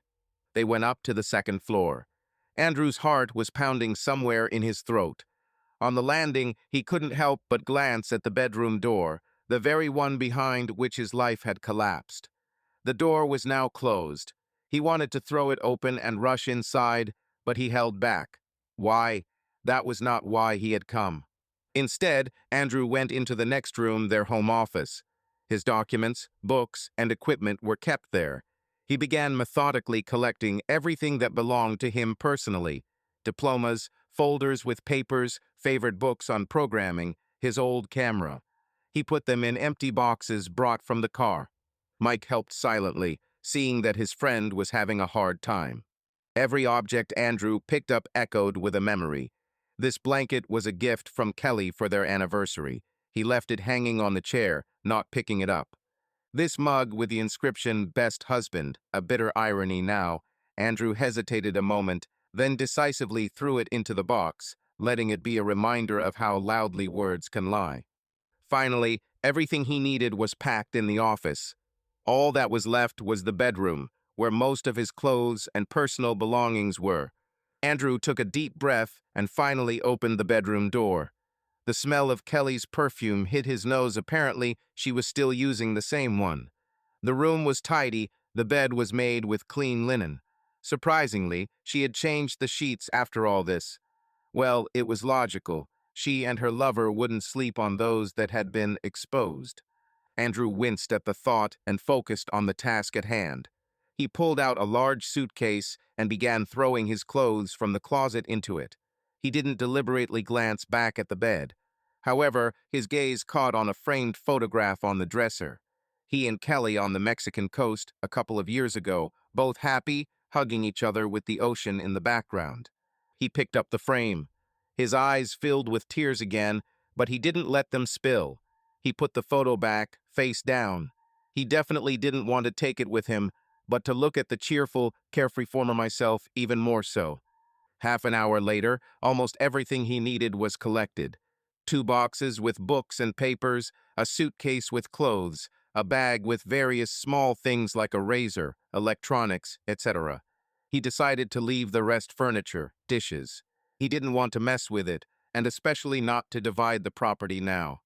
Let it stay with her or disappear, it didn't matter. "That's it?" Mike asked, wiping the sweat from his forehead after carrying the boxes. Andrew glanced around the empty office and looked into the bedroom again. There was nothing else to take, and he didn't want to. "That seems to be all," he replied. They carried out the things and loaded them into the car. Before leaving, Andrew walked through the house one last time, checking that he hadn't forgotten anything.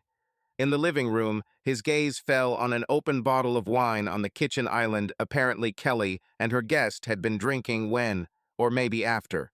There was a cork lying nearby.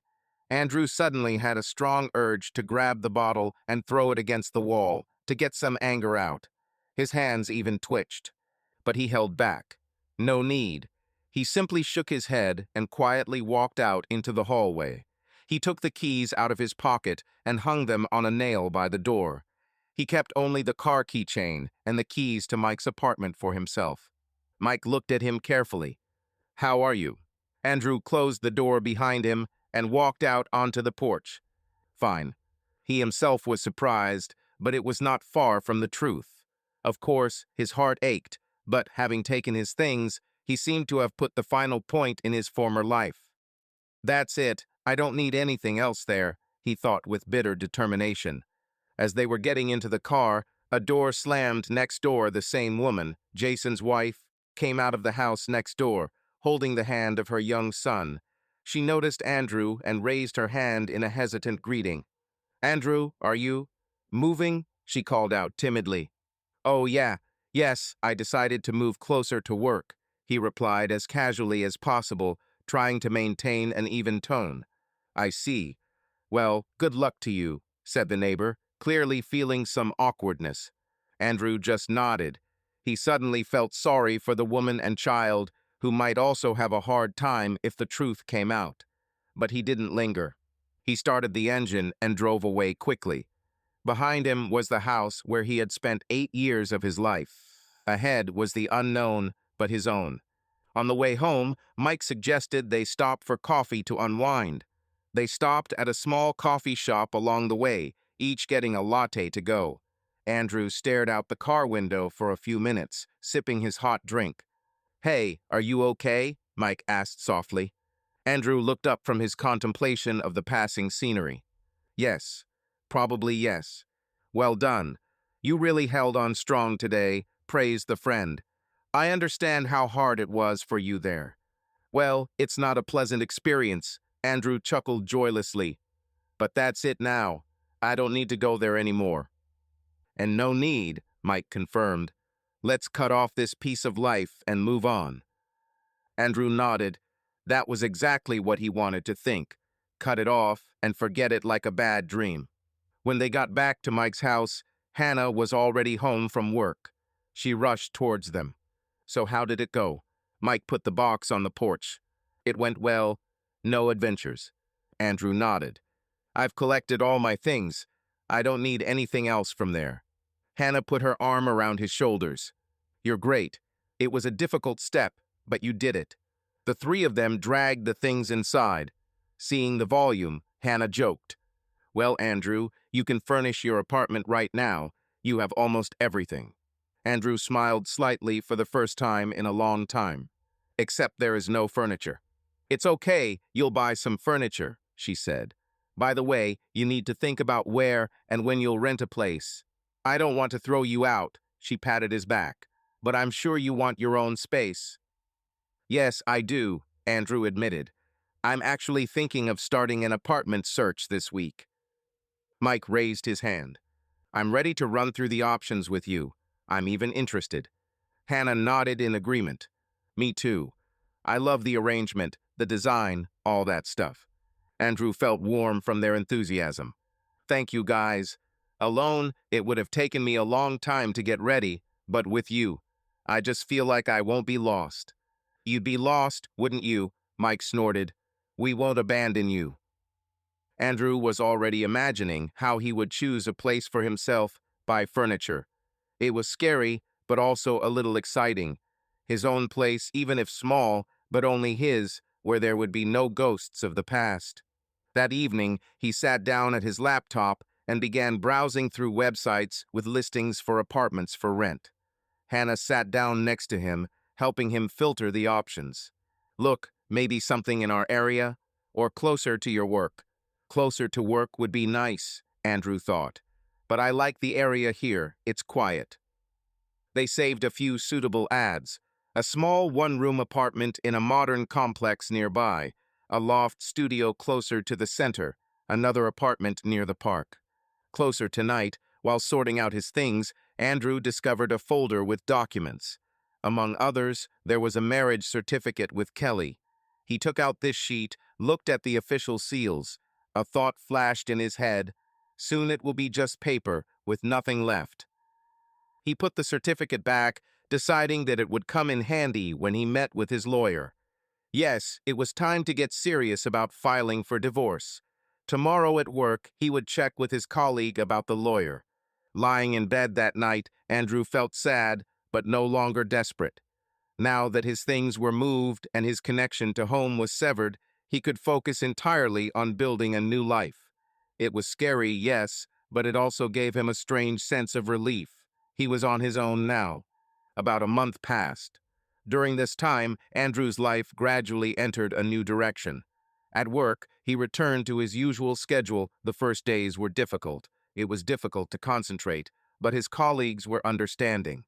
A close friend at the office, Tom, once invited him to lunch at a cafe across the street, and Andrew decided to share with him what had happened. Tom listened attentively, sadly shook his head. It's crazy. I'm so sorry, buddy. I never would have thought about Kelly. I didn't think so myself, Andrew smiled sadly, biting into a piece of sandwich. The lunch was almost too much to swallow, but his friend's warm support was doing him good. Life sometimes throws up surprises. They sat at a table by the window, where passers-by bustled about. Tom, a man in his 40s with whom Andrew had worked side by side for several years, was an experienced man. He had been through a divorce 5 years ago. Now he nodded knowingly at Andrew's every word. Listen, Tom began carefully, setting his coffee mug down. I know a lawyer. He's a great divorce lawyer. He really helped me out back then. Want me to give him his contact, just to consult? Andrew nodded. Probably it's worth it. I myself think we need to talk about divorce. Tom immediately scrolled through his phone and dictated the number. His name is Mark Davis. You can refer to me. He is smart and, what is important, not a ploy. He will not drag out anything. Everything is to the point. Thank you, Tom, Andrew said sincerely, writing down the contact. Tom patted him on the shoulder. Hang in there, buddy. I know it's hell inside, but it will get better. Trust me, from my own experience, time will pass and everything will get better. You will still meet your happiness. Andrew only smiled weakly. Back then, a month ago, the words about future happiness seemed like empty words to him. But he appreciated the support and changed the subject to work-related issues, feeling that the conversation had at least slightly eased the heaviness in his heart. Soon after that conversation, he called that same lawyer, Mark, and a few days later, he met him in person in a small office of the law firm. Mark Davis, a trim man of about 50, listened carefully and studied the situation. There was little documentation. Andrew and Kelly did not have any joint property and no children either. The main issue was the division of accumulated savings, and even then, a minimum. The case is fairly straightforward, Mark concluded, leaning back in his chair. Since you both agree to the divorce, it should go quickly. In Texas, however, there is a mandatory waiting period of 60 days from the date of filing the lawsuit. But I don't think there will be any problems. 60 days. Andrew drawled then. 2 months sounded like an eternity when you wanted to put an end to it as soon as possible. But on the other hand, why rush? He had already internally said goodbye to marriage. Yes, that's the law. The lawyer spread his hands. In any case, we'll submit all the necessary papers. All you have to do is sign the application. Andrew remembered scribbling his signature beneath the official text, feeling the weight of the moment almost physically. After leaving his lawyer's office, he stood on the sidewalk for a few minutes, recovering. This was it, the beginning of the end. But, contrary to expectations, there was no particular pain, more of a tiredness and emptiness. He sent Kelly copies of the documents through the lawyer and tried to distance himself from the process. He devoted his time off from work to making the biggest changes. With help from Mike and Hannah, he quickly found a cozy one-bedroom apartment in a nice neighborhood near downtown Austin. It was bright, with a large window in the living room and a small balcony overlooking a quiet, tree-lined street. For starters, it was the perfect bachelor pad. Today was a moving day. In the morning, Mike and a couple of friends he had enlisted to help move Andrew's few belongings from Mike's house to the new place. Hannah supervised the process, placing boxes in corners and immediately unpacking the most necessary items. "Okay, kitchen utensils to the kitchen, bed linen to the bedroom," she commanded, putting the plates in the cupboards. "Boys, be careful with the computer." Mike and his friend Barry were just bringing in a computer desk they had bought at a yard sale. Andrew looked at it all with mixed feelings. He was infinitely grateful to his friends for their help, and at the same time he couldn't believe that he was starting over, setting up a new home for himself alone. "Andrew, don't just stand there, bring a drill, let's screw the shelf on," Mike called out to him, wiping the sweat from his forehead. "Oh yes, right now." He was distracted from his thoughts and got down to business. A few hours of pleasant bustle and the apartment began to take shape. Of course, there were still boxes piled up around. The furniture was minimal.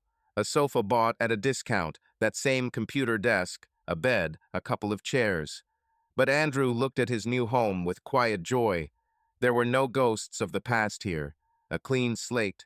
Later in the evening, the entire group, Mike, Hannah, Barry, and his wife Lisa, and the host himself, gathered on the living room floor around an open pizza box and bottles of beer. There was still not enough furniture for a full-fledged feast, but no one was embarrassed. "Here's to the housewarming," Mike proclaimed, raising the bottle. Everyone drank. Hannah looked around the room. "You know, it's so bright and nice here. I'm sure you'll like living alone." "I like it already," Andrew replied with a grateful smile. "Thank you all. I couldn't have done it without you."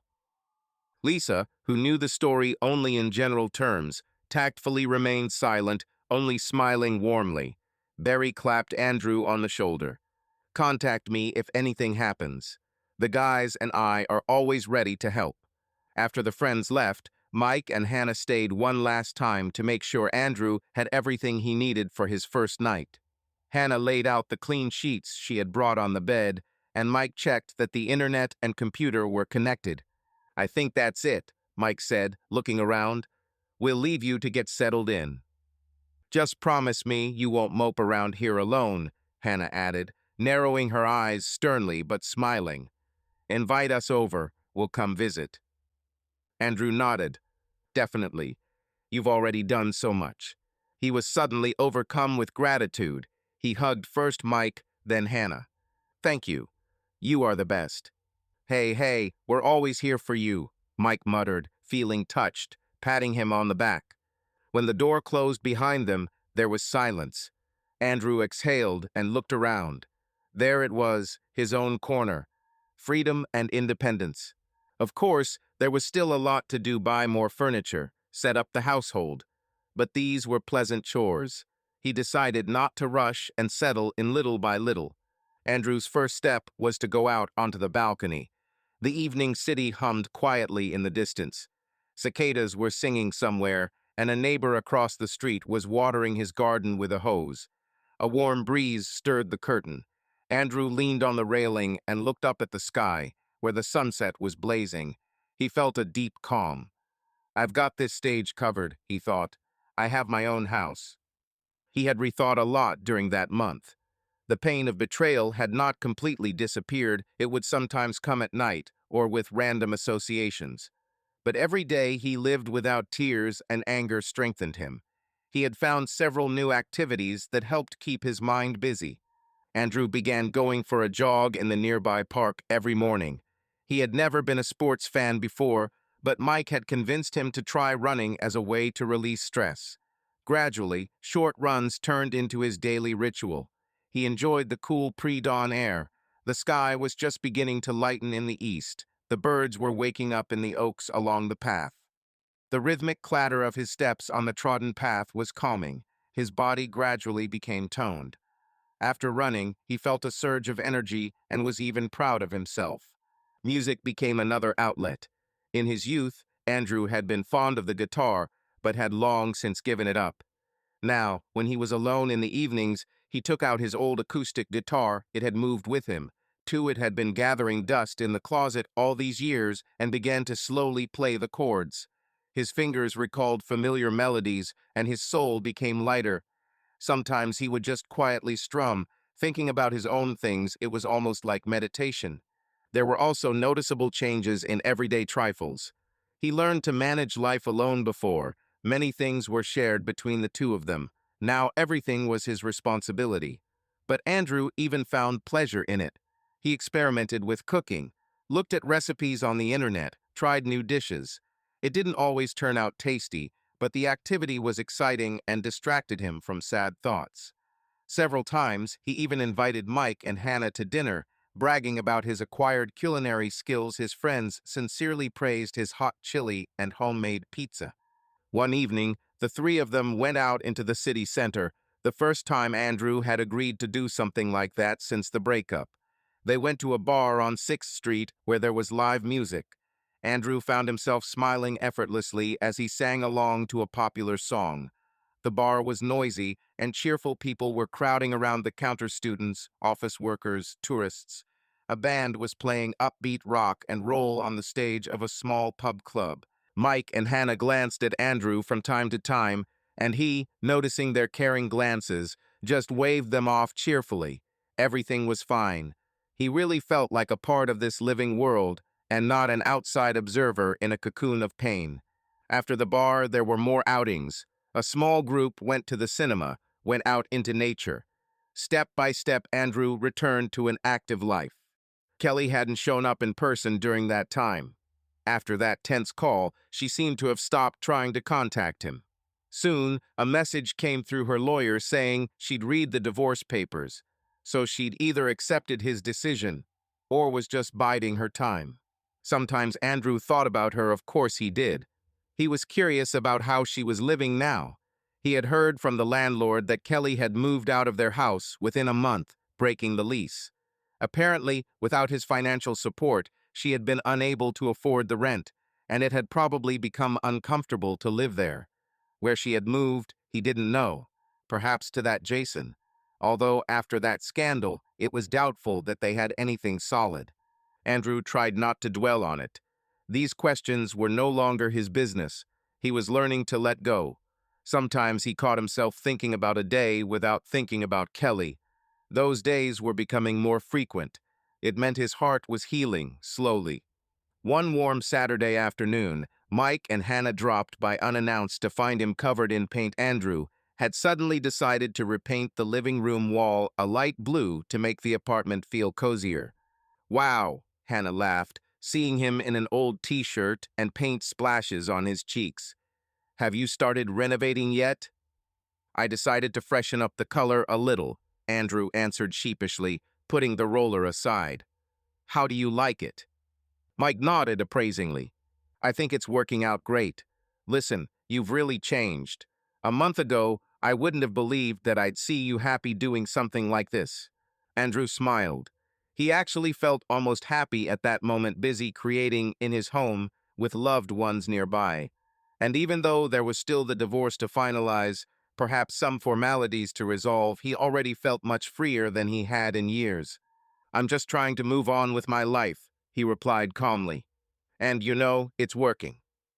Hannah hugged him touchingly, not afraid of getting paint on herself.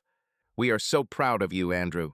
He hugged her back and cheerfully warned, "Be careful, now you have a blue stripe on your hair." "Ouch." Hannah jumped back, laughing. "Okay, we'll go. Let's not disturb the artist. Come over to our place tonight. We'll grill some steaks." "I will," he promised. After seeing his friends off, Andrew stepped back and looked at the unfinished painting job. The light blue wall was drying. The room looked fresher and more spacious. He suddenly felt a keen sense of pride in how his life was changing according to his own desire and plan. A couple of weeks later, Andrew was cooking dinner one evening in his new kitchen. Vegetables and chicken were sizzling in the pan. He was mastering the recipe for Thai curry. The speaker was turned on, quietly playing background music. The apartment was cozy and dim. It was already dark outside, and a floor lamp in the corner was softly glowing. Andrew was stirring the sauce with a wooden spoon when the doorbell rang. He looked up in surprise. He wasn't expecting any visitors today. Mike and Hannah usually let him know in advance, and his neighbors didn't know him enough to drop by yet. Turning off the burner, Andrew wiped his hands on a towel and headed for the hallway. Kelly stood at the threshold. Andrew froze, as if he had seen a ghost. His heart sank somewhere. Kelly. In reality, not in his memories. At first, he didn't even recognize her. It was so unusual to see her in a different environment. And she looked different. Thinner, with dark circles under her eyes. Her hair was casually gathered in a ponytail. In her hands, she was holding some kind of folder. It seemed to contain documents. They stared at each other for a few seconds. Andrew finally managed to squeeze out, "Kelly." His voice sounded hoarse. He had not expected her to appear, especially here, at his new home. Kelly tried to smile, but it came out pathetic. "Hello, Andrew," she said quietly. He came to his senses and asked more harshly than he intended, "How did you find out my address?" She looked down. "From the copy of the documents that came from the lawyer. Your address for notifications was indicated there." Andrew mentally cursed his carelessness. Indeed, he had indicated a new address in official correspondence, and here was the result. However, it was too late. Here she was. "We need to talk," Kelly said, almost in a whisper. Andrew stared at her in the doorway, unsure of what to say. Their last conversation had been on the phone, angry and ragged. He hadn't wanted to hear anything more after that. But here she was, in the flesh, looking broken. Something like pity stirred in his chest, though he tried to suppress it. He sighed, stepping aside. "Okay, activities." Kelly stepped timidly into the living room. He closed the door and followed her into the living room. She paused in the middle of the room, looking around. There was a jumble of papers and a guitar on the coffee table, unpacked boxes of books against the wall, and one wall was half-painted blue. "You've settled in already," she said quietly. "Yes," slowly, Andrew answered neutrally. He gestured to the sofa. "Have a seat." Kelly sat down on the very edge of the couch, carefully placing the folder next to her on the cushion. Andrew sank into the chair opposite her, crossing his arms over his chest. A tense silence hung in the air. She looked at her clasped fingers, he at her. His heart was no longer pounding wildly, but rather thumping dully.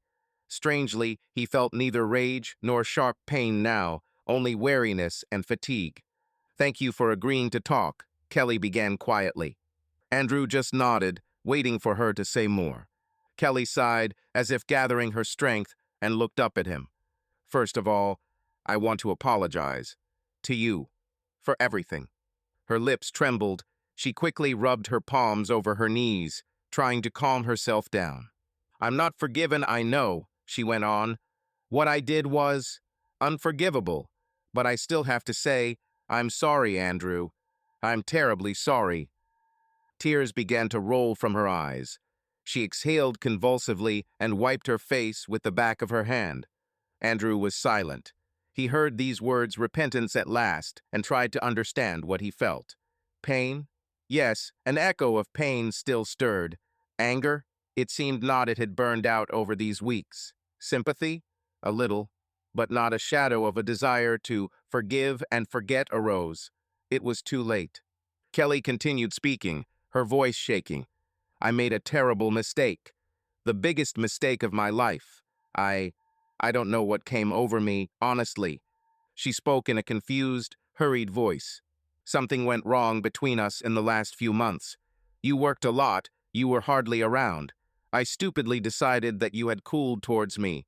And then Jason showed up with his attentiveness. That's not an excuse. She raised her hand, as if cutting off possible objections. There is no excuse. I'm just trying to explain how I got to this point. Andrew squeezed his hands tighter. Yes, he remembered that he had been working a lot lately and was tired. But was this really all because of that? He remained silent, letting her speak. With Jason, Kelly winced, as if in disgust. It didn't mean anything, you know? It was just a crush, a fling that went too far. I didn't even think about ruining our family. I didn't think you'd find out. What a fool I was. She dropped her face into her hands. Her shoulders were shaking, it seemed she was crying. Andrew looked at her and felt a strange detachment. Once, the sight of her tears was unbearable for him. As soon as Kelly cried, Andrew rushed to console her. He remembered how a few years ago she cried because of a failure at work, and then he calmed her down all night, assuring her that everything would work out. Then he would have done anything to make her smile. And now he just watched as for the first time in many years Kelly cried not on his shoulder, but on her own. After a minute, Kelly wiped her eyes and continued, calming down a little. After you left, at first I was shocked. Then, I was even angry. I thought, how could you leave me like that without even finding out? And then I began to understand that I had ruined everything myself. She spoke more and more quietly. Andrew caught every word. When you cut off the bills, she smiled bitterly. It finally dawned on me that it was serious. At first I was furious, like, how could this be? I'm used to a certain life. And then I understood. Why, actually, should you pay? You're nobody to me anymore. And it's my fault. Andrew leaned forward slightly and finally spoke. So you understand this. His voice was even almost cold. Kelly nodded. Yes, I understand. She met his gaze again, sobbing. Andrew, I realized everything too late. I lost you. And only after losing you, I realized how dear you are to me. How good you were to me all these years, how I didn't appreciate it. She pressed her hands to her chest, her voice breaking. Please, give me another chance. Maybe not right away, maybe with time. But don't give up on me forever. Andrew remained silent and shook his head, looking away. Kelly, it's late. She seemed not to hear and began to speak hastily and passionately. I broke up with Jason right after you left. I don't need him. He turned his back on me right after everything. I have nothing left to lose now. I broke everything. I want our life back, I really do. I'm ready to change, go to a psychologist, do everything you say. Just don't push me away completely. Don't ruin our 8 years. Her voice broke into a sob. She slid off the sofa and knelt down in front of the chair where Andrew was sitting. She took his hand in her trembling palms and pressed it to her forehead. Please, I'm begging you on my knees. Forgive me. Come back to me. Andrew looked down at the scene, dumbfounded. He could hardly believe that the proud Kelly, who always tried to keep her face, could humiliate herself like this. It was unbearable to see. He gently but firmly pulled his hand out of her grip. Get up, don't, he asked hoarsely. Kelly shook her head, continuing to kneel and trying to grab his hands again. No, until you say you've forgiven. Or at least that you've thought about it. Andrew stood up, forcing her to stand as well. She stood up, unsteadily. He took a step back, keeping his distance. Listen to me, he said slowly. I hear your apologies, and I even believe that you are sorry. Kelly looked at him hopefully through her tears. But, he sighed heavily, I have no desire to return everything. I don't have the strength and love to try to start over. She shook her head as if she couldn't believe her ears. You say that because you're offended. But could love just disappear like that? We've had so much. Andrew emphasized. There was love once, but after what happened, he ran his hand over his face, choosing his words. You have destroyed my trust in you completely. Without trust, marriage is impossible. He spread his hands, trying to convey to her the simple truth. I won't be able to forget. Every time I look at you, I'll see. That night, it will always be between us. Can we live like that? Kelly covered her face with her hands. We could try. I would do everything to make you trust again. In time. Andrew shook his head. No, Kelly, sorry, but no. There was a firmness in his voice, and she caught it. She dropped her hands, her eyes frozen in the horror of understanding. This is the end, he said quietly, looking straight into her tear-stained eyes. Tears streamed down her cheeks again. Andrew, don't say that. But it's true, he said softly but firmly. Our marriage ended the moment I saw you with him. He paused, then added, and you know, over this month, I realized that it's probably even better for both of us. She froze. Better? Do you really think so? For you, perhaps, this is a lesson for the future. He shrugged. But for me. Andrew looked around his modest, but already so familiar apartment. For me, this is a chance to start over, differently. Kelly began to sob quietly, sinking back onto the couch. So, there is no hope. Andrew was silent. What could he say? He felt sorry for her now, the human way of feeling sorry for a broken person. But this pity was not love, more like a final farewell. He sat down next to her, but at a distance. Kelly, we were happy once, and I cherished every moment. But then something went wrong, and you didn't choose me. She cried silently, listening. I'm not a saint. I probably made mistakes too. Maybe I should have talked more, spent more time together, noticed your feelings. But you can't change the past. Andrew shook his head. I don't hold a grudge against you. Honestly, the anger is gone. I forgive you in the sense that I don't wish you any harm. Kelly dropped her hands and looked at him weakly. Do you really forgive? There's no point in looking for the guilty ones anymore, he answered quietly.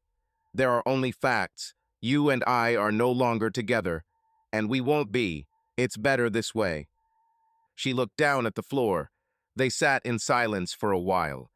Night insects chirped outside the window, and a car honked in the distance. The apartment smelled of cooling food and fresh paint. Finally, Kelly stood up, as if her strength was exhausted. I think it's time for me to go. Andrew stood up too. Kelly picked up her folder, only now did Andrew notice that they were copies of the divorce papers, the very same ones. She had probably brought them as an excuse to meet or to discuss, but there was nothing to discuss. She looked at him hesitantly. If suddenly you change your mind.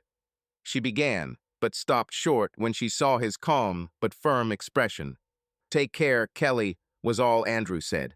His words sounded like a period. She understood. She nodded frantically, blinking away tears. Andrew walked her to the door. Kelly paused at the threshold. It seemed she wanted to say something goodbye, but instead she suddenly stepped forward and hugged him tightly, desperately. He froze in her embrace, not reciprocating, but not pulling away abruptly either. He endured. I'm sorry, she whispered into his chest again, and then pulled away. Andrew didn't answer. He just opened the front door. Kelly, sobbing, went out into the entryway. A moment later, she was gone, running down the stairs. Andrew slowly closed the door. He leaned his back against it and closed his eyes, taking a deep breath. There was a strange ache in his chest, but at the same time, there was a sense of relief. All the words had been said. All the tears had been cried. The closure they both needed had finally arrived. He returned to the kitchen and mechanically finished his dinner, although he had almost no appetite left. Nevertheless, he forced himself to eat as a symbol of the fact that life goes on, despite everything. Later that night, Andrew went out onto the balcony. The city was asleep. A few lights flickered in the distance. He took a deep breath of the warm summer air. His soul was at peace. It hurt, yes, the old wound still stung. But beneath the pain, there was a deep satisfaction. He had stood the test and remained true to himself. The phone vibrated on the table. A message came from Mike. "So how are you?" Apparently, Kelly had written to him before the meeting, asking for his address, and Mike was worried. Andrew typed back, "Everything is fine. We talked. I put an end to it. Thank you."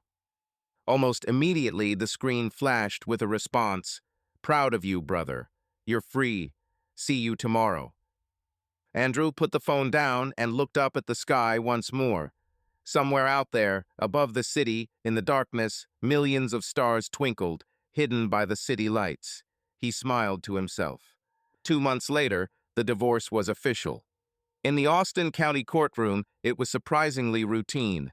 A few signatures, a short hearing, and the judge approved the dissolution of Andrew Wilson and Kelly Wilson's marriage. The former couple barely spoke to each other that day.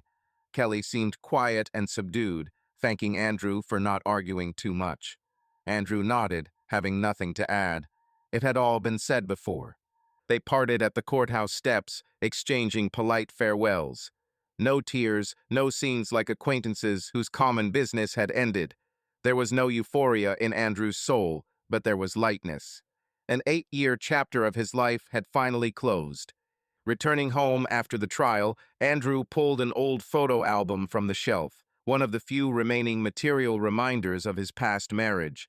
He leafed through several pages, wedding photos, happy smiles, a vacation by the ocean. All these pictures now seemed like frames from someone else's film. His heart almost did not respond with pain, rather, a slight sadness about a time that could not be returned. Andrew closed the album and put it in the far drawer of his dresser without hesitation. Someday, perhaps, he will decide to get rid of these things completely, but now he realized, emotionally, they no longer possessed him. That evening, Mike and Hannah threw him a little party to celebrate his new beginning. His closest friends gathered, no more than 5 of them. They grilled steaks in Mike's yard, drank beer, and talked about nothing. Someone proposed a toast to freedom. Andrew clinked glasses with them, smiling. He really felt free from the pain, from the mistrust, from the past that was dragging him down. "So, free man, what's up?" Andrew Barry winked, raising his glass.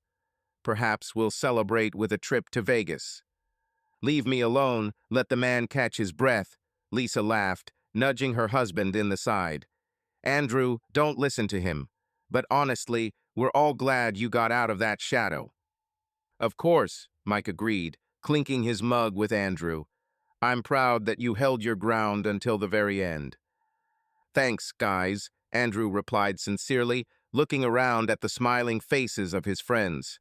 Sarah clinked her glass with Andrew and said cheerfully, "For being back in the game. We love you and believe in you." Andrew smiled at Sarah, feeling the warmth of her words echoing in his soul. Hannah reached out and squeezed his hand lightly. "Now you have a new life ahead of you, and we are always there for you."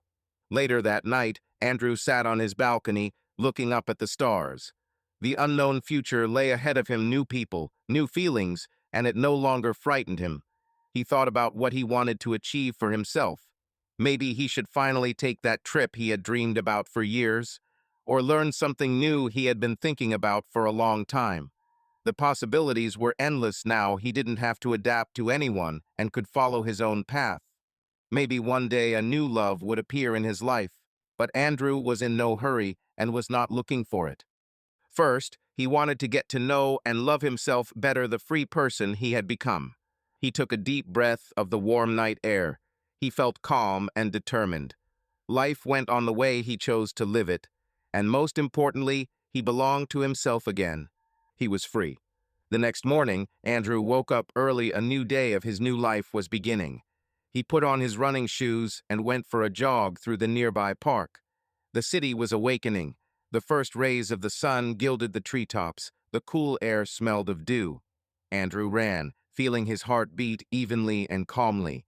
There was no longer a heaviness in his chest, only lightness and anticipation. With each step along the morning trail, he seemed to assert his freedom. This was his day, his life, and he was ready to fill it with whatever he wanted, according to his choice. Subscribe to our channel so that your love doesn't cheat on you, and go ahead and listen to the next story, because this story is nothing compared to the next one. If you're under 18, don't even think click to the next one.